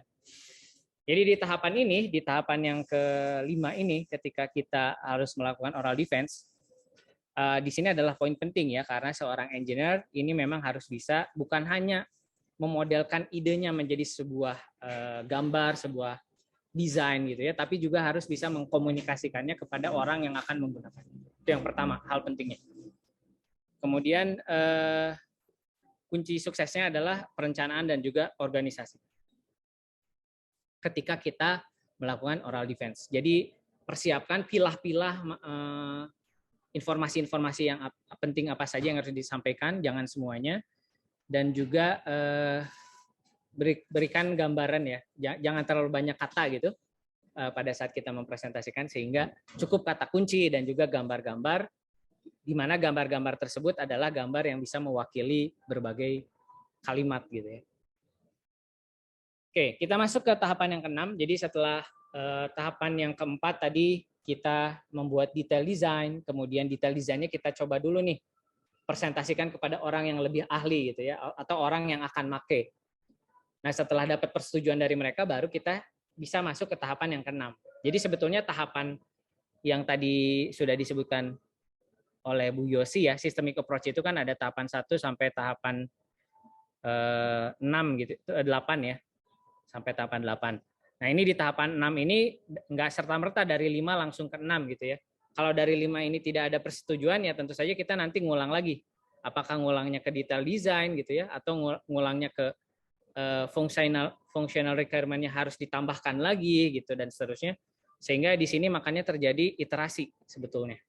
Jadi meskipun tadi urutan tahapan-tahapannya nampaknya seperti berurutan tanpa ada iterasi gitu ya, pada kenyataannya memang ada iterasi di dalamnya. Seperti itu. Itu hal penting lainnya yang juga harus diperhatikan ya. Oke, nah di sini kita akan coba lihat bagaimana di manufacturing ini, di tahapan bagaimana kita memanufaktur, melakukan proses produksi, dan juga melakukan testing, yang paling salah satu hal terpentingnya adalah kita berinteraksi dengan orang yang memiliki skill praktis ya. Ya kita kan engineer ya, skillnya lebih ke arah kita memodelkan, kita merancang gitu ya. Tapi mungkin ketika kita mengoperasikan mesin kita tidak terlalu lancar gitu ya, sehingga kita perlu punya kemampuan bisa berinteraksi dengan orang-orang yang pandai melakukan praktik gitu ya. Kemudian hal lainnya adalah mengevaluasi dalam menggunakan hand tools. Jadi kira-kira nanti ketika kita sudah tahu proses-proses apa saja yang diperlukan, Anda bisa mengidentifikasi peralatan apa saja yang diperlukan. Gitu. Kemudian design for manufacturer assessment. Kita coba lihat satu persatu di sini. Nah, di manufacturing ini sebetulnya adalah jantung dari hands-on ya, yang tadi disebut-sebut sebagai hands-on. Karena hands-on itu adalah artinya mewujudkan apa yang ada di dalam minds, apa yang ada di dalam pikiran. Dari yang ada di dalam pikiran ditransisikan menjadi apa yang bisa kita pegang ya. Sehingga manufacturing ini sebetulnya adalah jantungnya. Jadi setelah konsep yang ada di kepala ini dibuat detail desainnya, diuji lagi oleh CEO misalnya. Baru setelah itu, setelah dapat persetujuan, nah disinilah sebenarnya hands-on-nya muncul gitu ya, menjadi sebuah desain yang bisa dipegang. Nah, kita seorang engineer seringkali kita lebih sering bekerja di depan komputer. Nah, tapi tentu saja kita akan lebih berhasil kalau kita punya kemampuan praktis gitu ya. Ya seenggaknya kita paham bagaimana cara memproses produk tersebut biar bisa dihasilkan. Nah itu at least bisa seperti itu. Lebih jauh lagi adalah diskusi nanti dengan diskusi dengan orang yang memang di bagian praktis. Nah ini sebagai contoh. Yang pertama adalah misalnya kita berdiskusi dengan seorang masinis ya. Jadi desain produk yang sudah kalian buat itu nanti coba Anda diskusikan dengan orang yang suka melakukan proses produksi, yang ahli mesin gitu ya. Ditanya ini mungkin nggak nih dibuat bentuknya seperti ini gitu ya.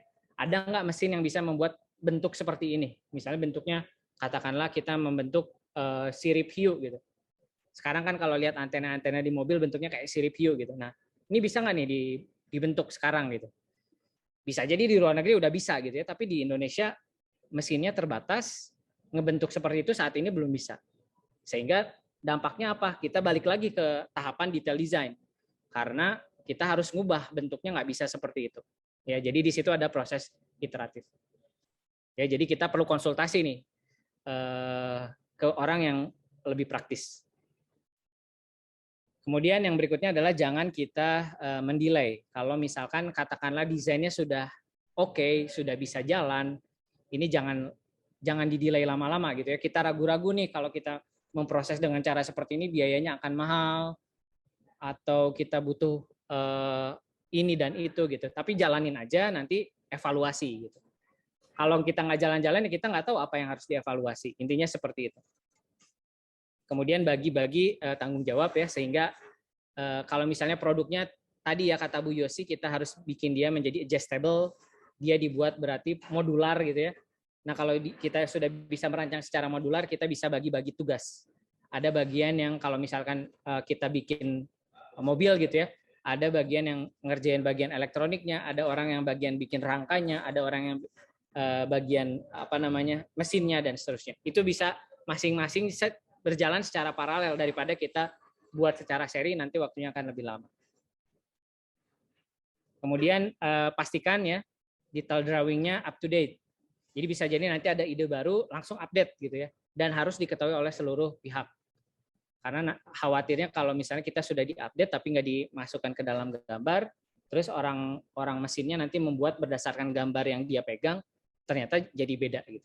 Nah ini adalah alat komunikasi penting sebetulnya. Makanya gambar teknik ini kalian pelajari ya, karena ini adalah alat komunikasi antar desainer, produsen, dengan manufacturer, juga dengan bagian customer sebetulnya. Oke, kemudian juga pastikan deadline-nya tercapai sehingga kalau bisa dibuat deadline yang banyak gitu ya, sehingga pertahapannya bisa dicapai dengan jelas. Kemudian hal lainnya adalah terkait material ya. Di sini Anda bisa melihat material itu bisa macam-macam. Ketika kita memilih material, itu pertimbangan-pertimbangan, ini contoh ada 4 pertimbangan kemampuan strength-nya ya. Strength itu artinya dari kemampuan dipatahkan ya. 1, semuanya diacu terhadap balsa di sini. Jadi kalau wood sama dengan 5 itu artinya wood itu 5 kali lebih kuat daripada balsa ya. Kemudian kalau stiffness terkait dengan deformasi. Kayu lebih kuat 4 kali lipat dibandingkan dengan balsa. Nah, tapi kita lihat ya, ternyata ada trade-offs.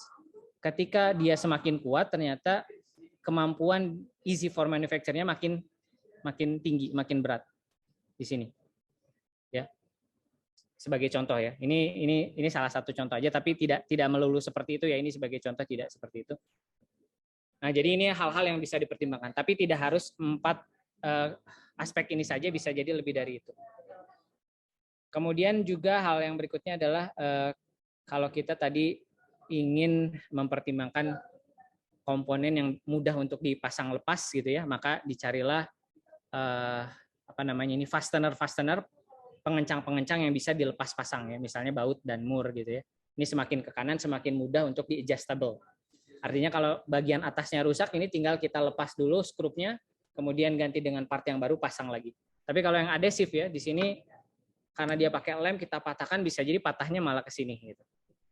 Dan jadinya harus kita buat ulang seluruhnya dan seterusnya. Oke ya, ini beberapa hal juga terkait dengan adhesif tuh ada pertimbangan-pertimbangannya, misalnya di sini kegunaannya untuk apa gitu ya. Ini untuk adhesif saja bisa berbagai jenis tipikalnya. Ada waktu settingnya, waktu pembekuannya, dan juga kekuatannya.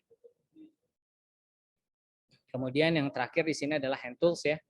Jadi ada 15 hand tools di teksnya, misalkan di sini ada yang digunakan untuk mengukur, untuk memotong ya. Kalau di mata kuliah TI nanti dijelaskan di proses manufaktur gitu ya. Ada mesin-mesin yang fungsinya untuk drilling, ada mesin-mesin yang fungsinya untuk cutting, dan seterusnya. Ya. Kemudian nah ini tipsnya, team members harus bekerja secara paralel untuk mempercepat progres. Ini mungkin saya percepat saja ya. Kemudian tahapan yang ketujuh adalah mengevaluasi performansi dari hasil. Jadi nanti di testing tuh, sudah dibuat, produknya dibuat, kemudian dites. Nah, tesnya ini harus diukur ya. Sehingga kita bisa menilai apakah desain yang sudah kita buat ini lebih baik atau lebih buruk. Apa yang harus diukur? Tentu saja terkait dengan indikator-indikator yang terkait dengan functional requirement. Kalau tadi misalnya berat tas ya, berarti yang diukur adalah force gitu ya, gaya berat. Kalau yang ingin diukur adalah kecepatan mobil, ya kita ukur speed-nya dan seterusnya. Jadi matriks ini penting untuk memberikan penilaian. Oke, barangkali itu tahapan yang ketujuh. Selanjutnya saya bisa serahkan lagi ke Bu Yosi. Oke, baik. Terima kasih Pak Akbar. Mohon bersabar ya, ini memang kuliahnya sangat padat, merayap ya. Ini bagian terakhir ya, sebetulnya ini tambahan. Sebetulnya kalau 7 Engineering Systematics Design itu yang sampai tahap 7. Dan sebetulnya terkait dengan tahap 5 ya, detail presentasi atau defense ya. Tetapi kalau tadi ketika defense itu masih bisa untuk kembali ke tahap berikutnya begitu ada masukan dari pemangku kepentingan, entah dia customer atau pemberi penyandang dana ya, atau orang lainnya begitu ya, pemangku kepentingan lainnya. Tapi begitu kita bicara soal final report, itu sudah final design. Nah, ini tips and trick untuk Anda melakukan nanti ya di laporan ya. Jadi hari ini kita akan nanti Anda melaporkan ya, tidak hanya laporan antara tapi juga laporan final. Itu tolong kalau bisa Anda pertama melakukan ilustrasi ya dalam laporan, kemudian mencantumkan instruksi dan juga menulis laporan dengan baik, tidak hanya presentasi PPT tapi juga reportnya. Kita masuk ke ilustrasi selanjutnya. Nah, ilustrasi ini diperlukan ya karena mungkin a picture paints 1,000 words begitu ya. Jadi daripada kita merangkan panjang lebar, coba bisa nggak ini diilustrasikan, divisualisasikan dengan gambar. Nah, kalau di presentasi mudah. Tapi begitu di laporan, gambar itu nggak boleh hanya sekedar sistem potensial, ya, energi potensial sistem atau sistem energi potensial gitu ya, sistem potensial energi, ini apa berarti bahasa Indonesianya? Energi potensial sistem gitu ya, dapat dilihat pada gambar satu, nggak bisa seperti itu, tapi harus dijelaskan tuh di sebelah kiri. Gambar satu ya memperlihatkan adanya hubungan eksponensial ya untuk dua produk barangkali yang melakukan proses testing energi potensial sistem ya. Jadi ada penjelasan gambar, kemudian gambarnya itu harus ada di bawahnya, kalau bisa di satu halaman yang sama ya. Jadi gambar itu harus disitasi di dalam tulisan dan dijelaskan, kemudian langsung ditampilkan gambarnya. Kalau bisa antara ketika gambar itu disebutkan pertama kali, figure one itu disebutkan pertama kali, gambar satu yang ditampilkan tuh dekat-dekat referensi itu ya. Kemudian jangan lupa harus ada judul gambar ya, seperti itu. Nah, biasanya kita bisa pakai tools cost reference ya, supaya meyakinkan dalam satu halaman itu selain ada figur satu juga ada penjelasan figur satu, dan figur satu itu harus ada labelnya. Selanjutnya, nah selain ilustrasi ini kita juga bisa harus bisa ya di laporan maupun presentasi itu untuk men-zoom out informasi yang paling penting yang ingin ditampilkan kepada pemirsa ya. Pemirsa itu dalam arti orang yang kita presentasikan, nanti dosen-dosen Anda begitu ya. Nah, misalnya kita bicara oke, objeknya adalah sepeda. Nah, dalam hal sepeda apa yang mau menjadi difokuskan untuk dibahas ya. Misalnya kita bicara air pressure valve dari sepeda. Oke, dari bentuk sepeda yang secara utuh kita cuplik begitu ya, bagian tertentu kita lingkari dulu. Nah, lingkaran itu nanti kita zoom out begitu ya. Nah, dari situ didetailkan lagi mana sih yang disebut dengan air pressure valve, dan itu nanti dianalisis ya. Jadi artinya kita harus bisa meng-capture itu. Nah, kemudian ilustrasi Anda harus bisa dipahami ya, jangan sampai ada gambar yang menghasilkan interpretasi yang berbeda ketika dibaca oleh orang yang berbeda. Artinya ini kita harus jelas sekali di gambar ini bahwa ini bicara soal pivot assembly gitu ya. The steering pivot tube is press fit into the lower steering pivot. Jadi bukan lower steering pivotnya yang di press fit ya, tetapi ke steering pivot tube, tapi steering pivot tube-nya yang di press fit into lower steering pivot ya. Jadi ini harus bisa mudah dipahami, dan juga si ininya ya, petunjuk-petunjuk labelnya itu jangan sampai ada yang bertabrakan atau tertimpa ya. Jadi harus jelas seperti itu ya. Next, selanjutnya. Ini salah satu bentuk ilustrasi. Nah, kemudian kalau Anda bicara data, biasanya data itu dirangkum dalam grafik ya. Nah, grafik itu biasanya paling gampang, itu paling sederhana grafik 2 dimensi. Ingat ya, saya nggak mau lagi lihat nanti di laporan Anda atau presentasi Anda ada grafik 2 dimensi sumbu X dan Y yang nggak ada judul sumbunya. Ya, jadi sumbu X dan Y harus ada judul sumbunya beserta satuannya. Ya.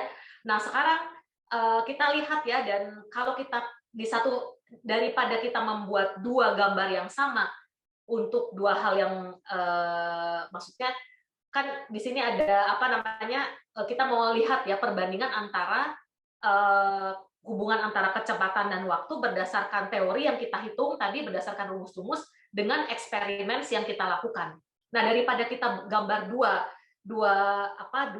axial scatter plot yang beda untuk theoretical dan eksperimen, kita bisa gambar di satu gambar, tetapi beda legendnya ya. Dan ini jangan bedakan warnanya, tapi bedakan bentuknya. Jadi yang theoretical itu yang garis tegas, yang eksperimental itu yang garis bulat-bulat.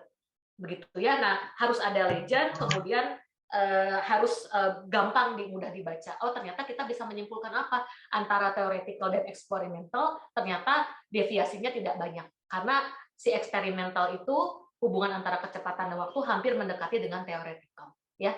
Next, selanjutnya. Nah, juga ya jangan bedakan si teoretikal dan eksperimen itu dari warna, karena siapa tahu nanti Anda printnya black and white ya.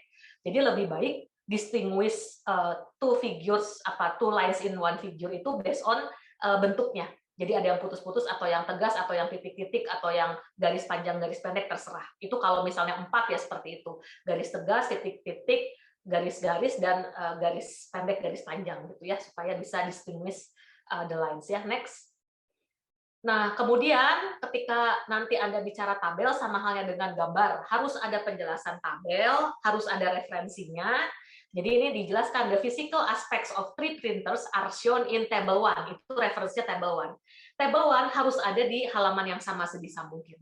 Dan kalau bicara membuat tabel, ya itu harus kolomnya itu harus bicara satuan dan ukuran. Jadi maksudnya height itu adalah ketinggian. Nah, itu apakah ketinggian itu bisa macam-macam ya, bisa inch, bisa meters ya. Nah, ini mungkin inches ya. Jadi artinya di judul kolom itu harus ada nama dan satuan ya. Harus include units. Nah, begitu kita bicara printer Morton, IQ dan Overture, itu nggak usah 8,3 inches lagi dituliskan, nggak usah. Atau 10,2 inches height-nya ya. Tapi karena kita sudah taruh di kolom, ya sudah tinggal angka-angkanya saja. Jadi kalau kita lihat angka 25 sebelah kanan, ini apa? Ini adalah 25 pounds weight of IQ printer. Ya, seperti itu. Kemudian kalau untuk bilangan itu harus rata kanan. Dan pakai separator koma biasanya maksimum 2 desimal di belakang koma. Ya. Selanjutnya, ya, jadi tabel itu untuk merangkum data. Kemudian kalau Anda nanti bicara soal theoretical, itu harus ada formulasi yang di-refer. Ya, jadi THDK itu apa? THDK itu adalah the total harmonic distortion of voltage is defined in equation 1. Nah, nanti harus ada tampil equation 1. Dan equation itu harus nanti di laporan secara persamaan atau equation pertama di laporan menjadi equation 1. Ya, equation kedua menjadi equation 2. Tapi kalau tabel dan gambar itu biasanya terkait dengan subbab. Jadi gambar pertama di bab 1 menjadi gambar 1.1. Tabel pertama di bab 1 menjadi tabel 1.1. Tapi kalau equation itu biasanya berurut dari awal sampai akhir 1, 2 dan seterusnya. Ya, dan ini juga sama harus ada referensinya. Dijelaskan dalam kalimat, di-refer dalam kalimat, dan setelah itu langsung ada equation-nya. Ya, ini juga sama ya kira-kira. Biasanya equation itu harus ada kalimat pengantarnya ya. Kemudian kalau ternyata persamaan atau equation itu sedikit parameter atau variabel yang ada, jadi misalnya S itu dibentuk oleh WT, PD, FYK. Nah, itu dijelaskan ya. Jadi S itu apa? S itu ternyata gear tooth stress ya, yang dihitung berdasarkan persamaan 3, di mana WT itu adalah tangential force, PD is pitch parameter, F itu apa, Y itu apa, K itu apa. Ya harus dijelaskan. Kalau sedikit ya, tapi kalau equation-nya wah banyak variabel itu nanti biasanya ada tabel indeks khusus notasi parameter, variabel dan decision variabel ya, serta indeks. Selanjutnya, nah kemudian tadi ya mulai nanti praktikum Anda sudah mulai mendesain format laporan ya. Pertama Anda harus pikirkan di awal apa yang ingin disampaikan ya. Kemudian apakah yang ingin disampaikan itu penting atau tidak. Kalau nggak penting, ya sudah, jangan dimasukkan ke laporan maupun presentasi. Tapi kalau penting, Anda harus sampaikan di laporan maupun presentasi, dan harus ditunjang dengan data-data, suplai data yang diperlukan. Jadi ketika ditanya mana buktinya, ya data-data ini. Nah, Anda bisa tampilkan di data-data yang ada di lampiran. Kemudian harus ada format explanation, ya. Nah, kemudian pada tahap awal seperti itu, apa yang mau disampaikan, apakah penting atau tidak, kalau penting disampaikan, dan harus ada data-data pendukung, evidence, ya, dan ada format explanation ya. Kemudian kalau yang middle itu format report itu biasanya harus logical section ya. Jadi kalau bisa tuh kalau terlalu banyak penjelasannya kita bagi menjadi beberapa subsection atau kombinasi ya. Bisa kita jelaskan secara keseluruhan step by step, atau step pertama itu di section pertama, step kedua di section kedua kalau memang penjelasannya sangat panjang. Kemudian jangan lupa laporan Anda harus berisi apa yang Anda lakukan, apa hasilnya, dan apa yang bisa diperbaiki di masa depan. Yaitu kesimpulan dan saran, kira-kira seperti itu. Selanjutnya, nah kemudian jangan lupa ya, di laporan itu perlu ada lampiran. Ya, lampiran itu adalah data-data pendukung ya, sebagai bukti bahwa Anda telah melakukan percobaan, Anda telah mengumpulkan data raw ya, atau data material ya. Nah, itu biasanya raw data atau hasil perhitungan data yang sangat bertabel-tabel itu ditaruh di lampiran. Nah, tabel itu harus stand alone, ya. Jadi biasanya tabel itu hanya cukup lampiran A, itu misalnya tabel A1, A2 sampai A3, nanti deskripsinya harus ada di laporan. Jadi misalnya set tentang desain eksperimen yang setelah kami lakukan dapat dilihat pada lampiran A1. Nah, itu juga harus direferensikan, nanti orang bisa lihat hasil desain eksperimen yang raw datanya itu di lampiran 1, ya. Nah, kemudian kalau ada material-material yang tidak diketahui sumbernya, ya itu tolong jangan dimasukkan ke lampiran. Ya, jadi do not place unreferenced material in the appendix. Jadi setiap lampiran itu harus ada sumbernya, apakah dari pengukuran, apakah dari studi literatur, misalnya Anda bikin kuesioner, lampirkan kuesionernya di lampiran. Ya, jangan di laporan, ya. Kira-kira seperti itu. Jadi lampiran itu meskipun sepele itu hal yang sangat penting karena dia sebagai evidence ketika Anda diminta atau digali lebih detail terkait dengan hasil luaran yang sudah Anda presentasikan pada report. Kira-kira seperti itu, dan barangkali terakhir ya tambahan, kemarin Pak Hakim menitipkan pesan bahwa materi hari ini itu sangat banyak ya, sangat detail, tetapi salah satu kelemahannya desain yang diuji cobakan atau yang menjadi topik bahasan hari ini adalah desain produk yang sangat konkret ya. Kemarin Pak Pramujo sudah menanyakan apakah desain itu harus produk, ya, desain yang di-engineeringkan itu apakah harus produk? Jawabannya tidak.